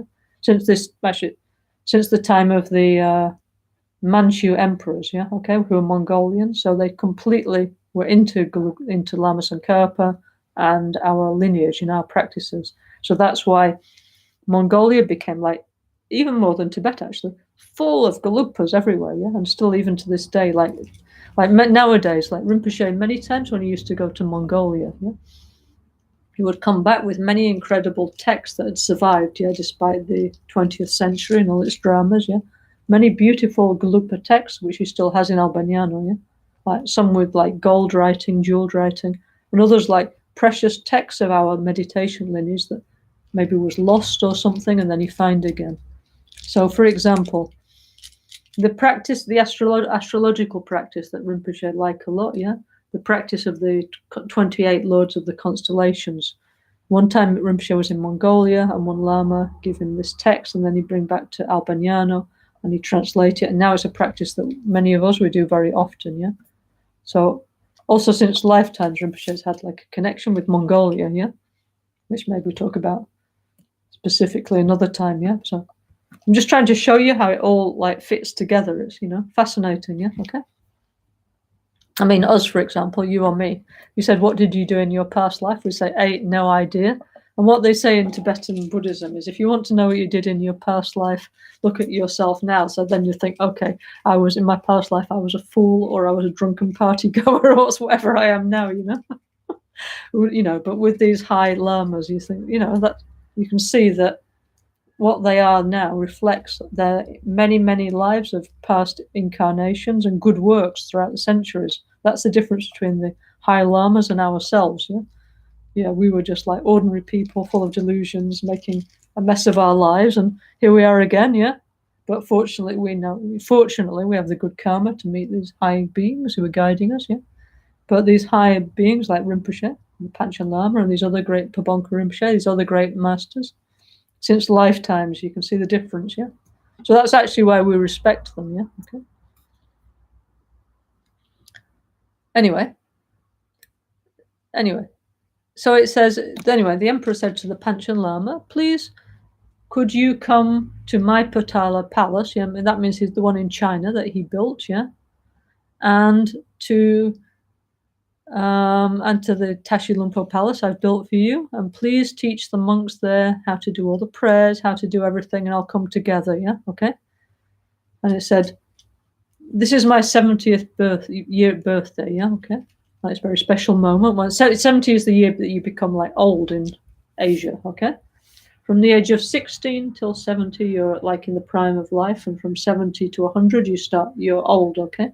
So 70 is an important birthday. So it says, so the emperor said, this year on my 70th birthday, you were able to come, and I was able to see you. So I'm so lucky. I'm so fortunate. Yeah.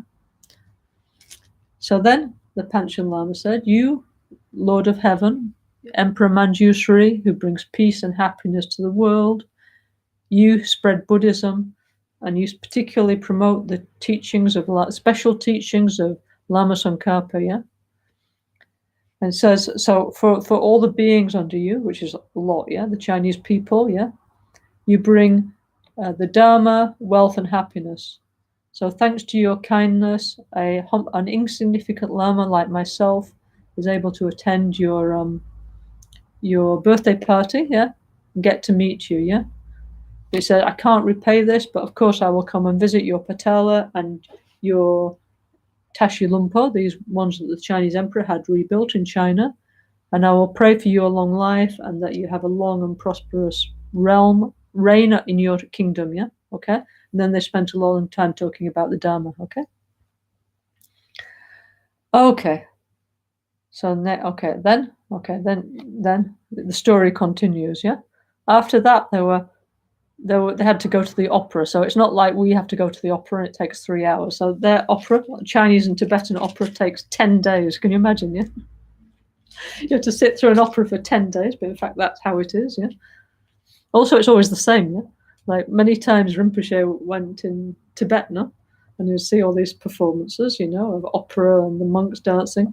And it's like always the same, but of course Rinpoche's always there, kind, looking interested, but you think, oh no, always the same thing all the time. Yeah? But anyway, that's how it is, yeah?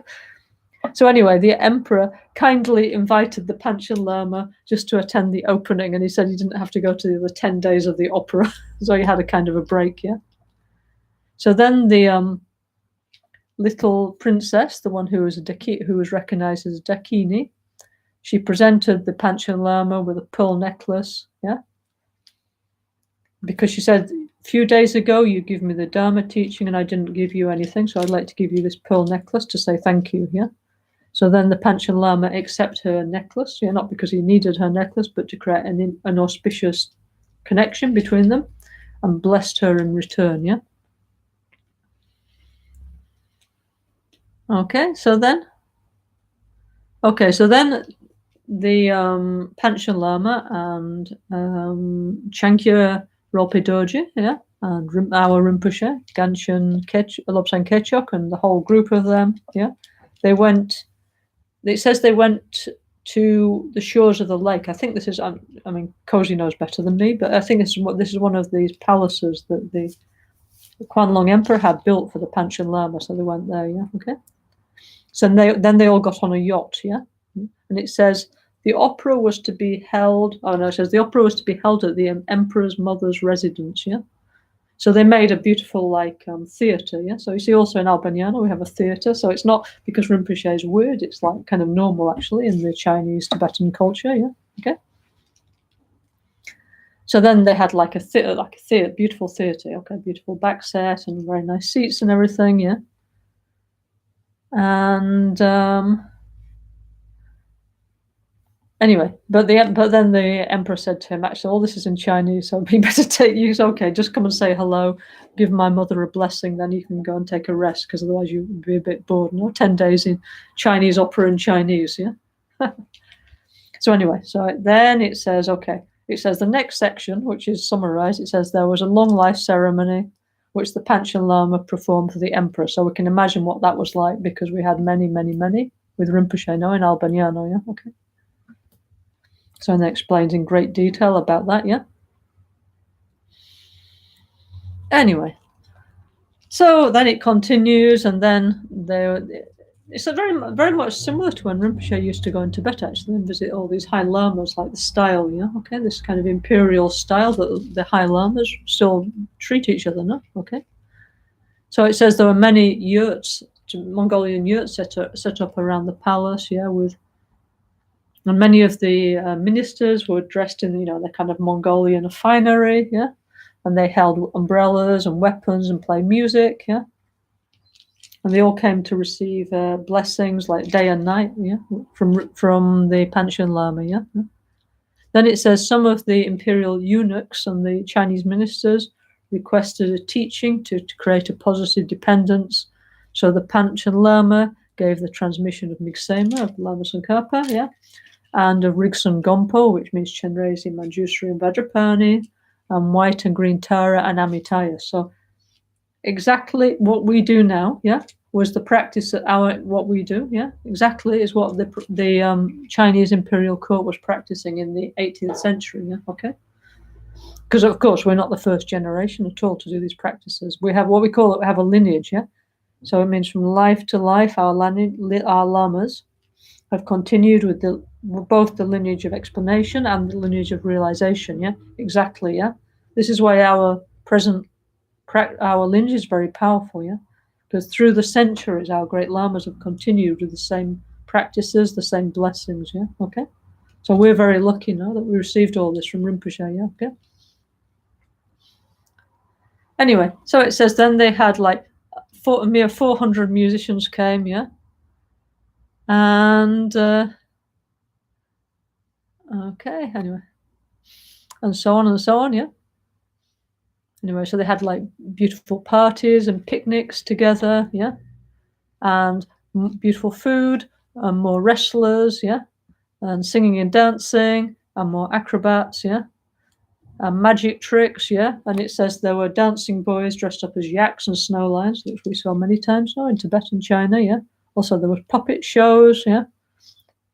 And then they had like, remember the Chinese, they invented gunpowder, yeah? So they were like really, really, really good at fireworks, yeah? Okay.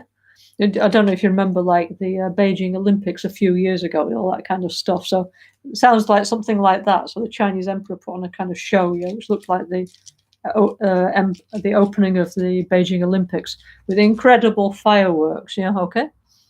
So it said the fireworks took many shapes, yeah, because the Chinese, they invented it. They're really, really good at making fireworks and still are, yeah. So there were fireworks like bushes, yeah, huge. It says 35 hands high. Bushes means like this, what do you call it, going like that, yeah, okay. And it says it was like a magic display for the eyes, yeah. There were many fireworks with flames shaped like trees with colored leaves, yeah. And then, anyway, then they did like fireworks, like the 8 auspicious symbols, like pretty cool, no? Yeah. And then they had fireworks were like sort of dakas and dakinis dancing together. Yeah, very cool, yeah. And then there were, in the midst of all the firecrackers, were hundreds of people dressed in red brocade uniforms, holding firecrackers in the form of bells. Yeah, okay. Yeah. And it says, okay, so in the 10 directions, these incredible firecrackers were going out, yeah. So as the sparks came out from the fireworks, they would make like writing, yeah, for beautiful, no? Yeah. And it said, which was written. It said, and also they wrote in Tibetan with fire, with the fireworks, the place of all happiness, yeah. Okay. Very cool, no? Yeah. So anyway, so the emperor, the patron, and the Lama were both very happy, enjoying to be together. And also the Chinese emperor was asking many times about the 8th Dalai Lama's health, how he was doing. At the time he was young, no? Yeah. The 7th Dalai Lama, Kelsang Gyatso, was very famous, yeah? And he, at that time, was kind of like a renaissance of Tibetan culture, yeah, okay? He was a really great polymath. He was a kind of very brilliant person, yeah? So when he passed away, yeah, they always have another incarnation, yeah? He needs to grow up and take again the position of the Dalai Lama, yeah? So then the Chinese emperor was asking how the 8th Dalai Lama was getting on. Is he good at studying? Which initiations he's taken? How he's doing in debating? This kind of thing, yeah? Okay. And the emperor would ask the Panchen Lama, is the 8th Dalai Lama, is he good at debate? Is he calm? Or does he get nervous? Yeah, okay. And what's he studying? Yeah, okay.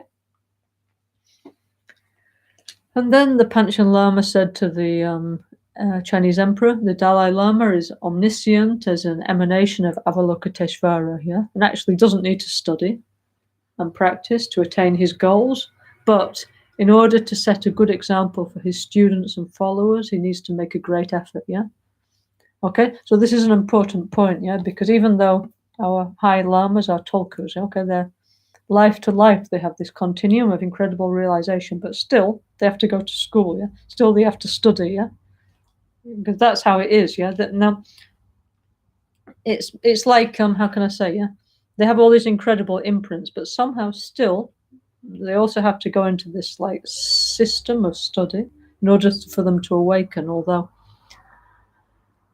NgalSo Rinpoche, who was a big friend of Rinpoche, he said, yeah, he said, my next reincarnation, yeah, you'll know if it's me or not, because if he can recite the Guhya Samaja Tantra by heart after only having heard it once, it's me. And he said, if it's not, he said, send him away, yeah, like just ignore him, yeah, okay. So in fact that was actually true, yeah.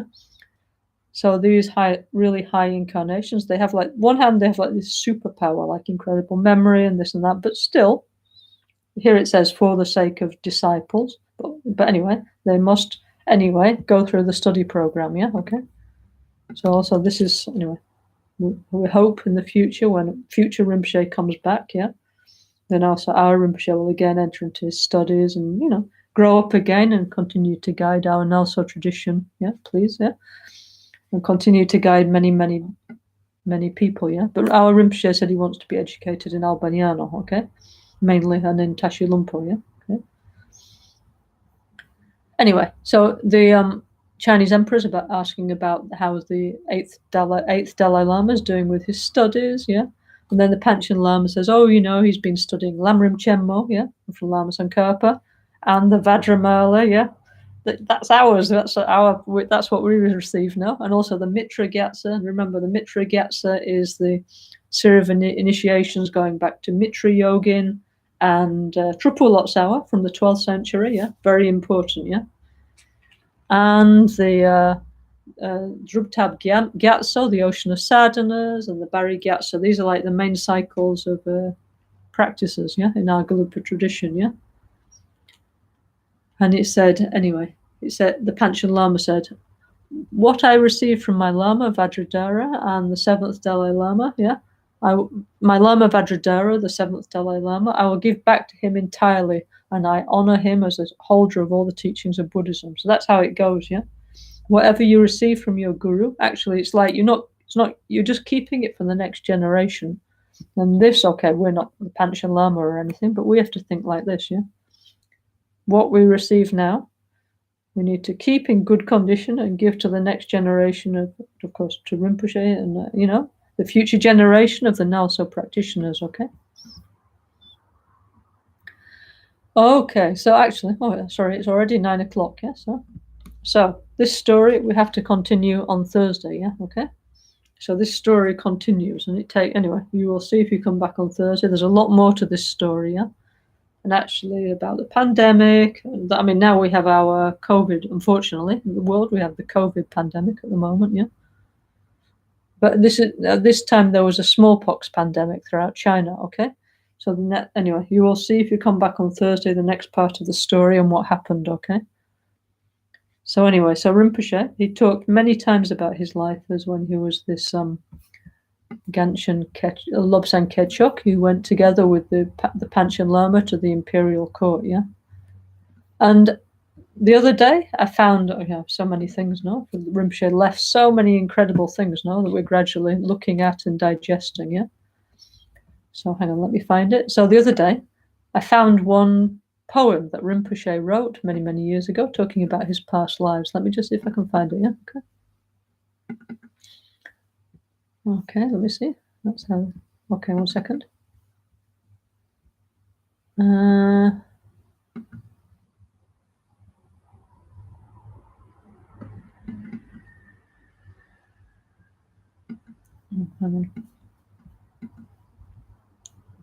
Anyway, I can't find the prayer, but basically, anyway, the Rinpoche's off next week on Thursday. I'll get it to you, and if you like, I'll read it to you. Yeah. So Rinpoche made it like a poem about his past lives. So he talks about his life as Pancha Zampotashi and Darikapa and Drupa Kunle, and this particular life. Now I can't find it, but I'll find it for Thursday. So it says. Okay, in the life I was Ganshan Abbot, Lobsang Ketchog, yeah? It says, whether or not I was recognized as a Tolku, it says, anyway, I went with His Holiness the Panchen Lama to the east, to China, and helped to spread the NgalSo teachings there, yeah? Okay? So that's what he said about that life, yeah? So when I was saying that, every time, I don't know, me personally, not that I go every day to the Lama temple in Beijing, but every time I ever went in there, I just thought, wow, it just looks the same, and this is what Rinpoche himself said, that what was going on in the Chinese imperial court in the 18th century was very similar to what we're doing now. Okay, maybe they didn't do like self-healing like us, but who knows? Maybe they did. Yeah, but anyway, that's the verse that Rinpoche wrote. So on Thursday, if you like, I'll read you that prayer. Yeah, okay, or at least what I've translated of it. Yeah. So anyway, so I thought today it would be actually in 2 hours I'd be able to tell you the story, but now I realize it will take more time, so we need to continue on Thursday, okay? So anyway, so if you're interested, please come back for part 2 of Rinpoche in the Chinese imperial court in the 18th century, okay? And and all those kind of things, yeah? I mean, for me to really, I always see Rinpoche has really very special connection in China, and also many miracle things happened there when he was there, yeah? And this is because it's not just like that, yeah? It's because it's a relationship built up over lifetimes, yeah? Okay? So anyway, so if you like, please come back on Thursday. That's 7 to 9 Central European time, and we'll continue with this story. I hope you find it interesting, yeah? So what we're doing is giving the background, setting the context. So when we come to actually explain the NgalSo teachings, I think hopefully we have more appreciation a little bit of who Rinpoche actually is or was, yeah? Is because people like Rinpoche, now Ramon Rinpoche is dead in the sense that his body's out of his body, no? But they're not dead like normal people, yeah? Still there, no? Still able to give blessings, still doing incredible things, taking care, no? So very, very, that's why we respect the Tolku, we call Nimanakaya, yeah? The Buddha's manifestation that manifests amongst us ordinary beings to guide us, yeah? And it's not just a Tibetan fairy story, okay? And like I say, me personally, okay, I wasn't there, I don't know where I was in the 12th century. Who knows what I was doing? No idea, yeah? Can't remember, yeah? Got amnesia, yeah? But anyway, people like Rinpoche, there's like clear signs in their present selves of what they were doing in the other lives. This is what makes them kind of different. Also, of course, what very different is the motivation of bodhicitta, of incredible dedication for other beings like Rinpoche. Day and night didn't matter. People would call him it was, like asleep, and people would phone him up in the middle of the night. And anyway, pick up the phone and talk to them and give them healing. And he was totally available to everybody, 24 hours a day, 7 days a week, 365 days of the year, for all of his life, yeah, okay? Even up to the last days of his life, still thinking about other people, caring for others, yeah, of course, because that's what makes them different from us, yeah, okay? So anyway, so on Thursday, we'll continue, okay? Okay, so now let's make some wishing prayers, yeah? So let's wish that the present pandemic that we're having, that is pacified, yeah? And also not only that, but also climate change and many other difficulties and inequalities that we experience in modern times, yeah? So we send good wishes to everybody and to the environment, okay? Okay. So today we'll just make the dedication, yeah? So we touch the hand to the heart. We say Om Bishwa Shanti Hum, which means Om, inner and world peace, yeah? Okay? So always when we did these NgalSo dedication prayers, Rinpoche make us do it, I don't know, like Tibetan, of course, and English and French and German and Dutch and Spanish and Portuguese and Greece and Russian and Chinese and all kinds of languages, yeah, in Arabic, in Hebrew, yeah. Why? Because there's many different people in this world, yeah. And our Buddhist point of view is we need to have empathy with everybody, you know. You can't be a bodhisattva if you don't have, like, if there's one group of people in the world that you don't like, yeah. And Rinpoche was like completely like this, loving and complete empathy towards everybody. He was not making any of these kind of distinctions, yeah. He was true, you know, he really embodied like those qualities of like as a leader, no? A world leader, yeah. Anyway, so let's do that together. I won't sing you in Tibetan and Chinese and Mongolian and Greek and everything because I'm really rubbish at singing, yeah. But anyway, if you like to sing in your language, please do. I'll just do in Tibetan and English, actually Sanskrit and English, yeah. Okay. Om Bishwa Shanti Hum. Om Bishwa Shanti Hum. Om Bishwa Shanti Hum. Om Bishwa Shanti Hum. Om Bishwa Shanti Hum. By the power of the truth, peace and bliss forever. By the power of the truth, peace and bliss forever. By the power of the truth, peace and bliss forever. Lama Kunchasana Kyab Suchi, Rani La Saldonil Sonecho, Dona Chosanyecho Dadahando, Gecho Hokundu Dishin, Dona Disonampa Geweso, Gine Sapane Hinyududa, Nobu Bansa Shambala Gehene, Lama Helangirimpata. Ni modele sendele, ni me kuya handele shin, nin senta hatu dela pel, concho hosungi jingi, concho hosungi nutrusu, concho hosungi tashisho. At dawn or dusk, at night or midday, may the three jewels grant us their blessings. May they help us to achieve all realizations and sprinkle the path of our lives with various signs of auspiciousness. Okay, so thank you all very much for listening. Okay, so I'll continue this story with Rinpoche and the Rinpoche in the past life and the Chinese court and Pabonka Rinpoche and the Kwanlong Emperor and everything, yeah, on Thursday, yeah. So also, many of you have been to Beijing and China with Rinpoche, yeah. So also, if you have any particular special story, yeah, if you want to tell me, yeah, send me email or WhatsApp or something, and then maybe we can share some of these special stories of what the miracle things that happened to Rinpoche in our group in China, yeah, which was many, yeah, okay. So why it's important to share these stories. It's part of our history, yeah. And one other thing I forgot to say, the other day I was talking about Rinpoche. In one life, he was a Drupa Kagyu yogi living in a cave, yeah? And so in that lifetime, when his body was cremated, on the skull came a dancing dakini. We can see this very clearly. We have many photos, and many times Rinpoche gave us blessings on the head with this, yeah? Okay.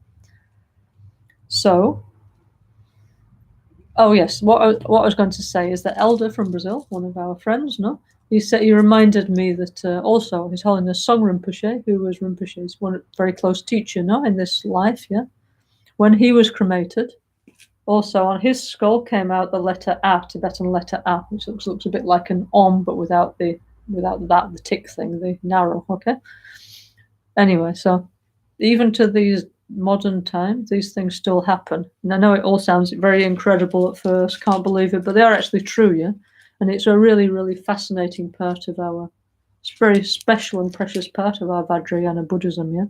That's continued up to now, no, with our present teacher. So we're very, very lucky, yeah. So anyway, please rejoice, and I'll see you all who likes on Thursday. So thank you all very much for listening, and speak to you all soon, okay?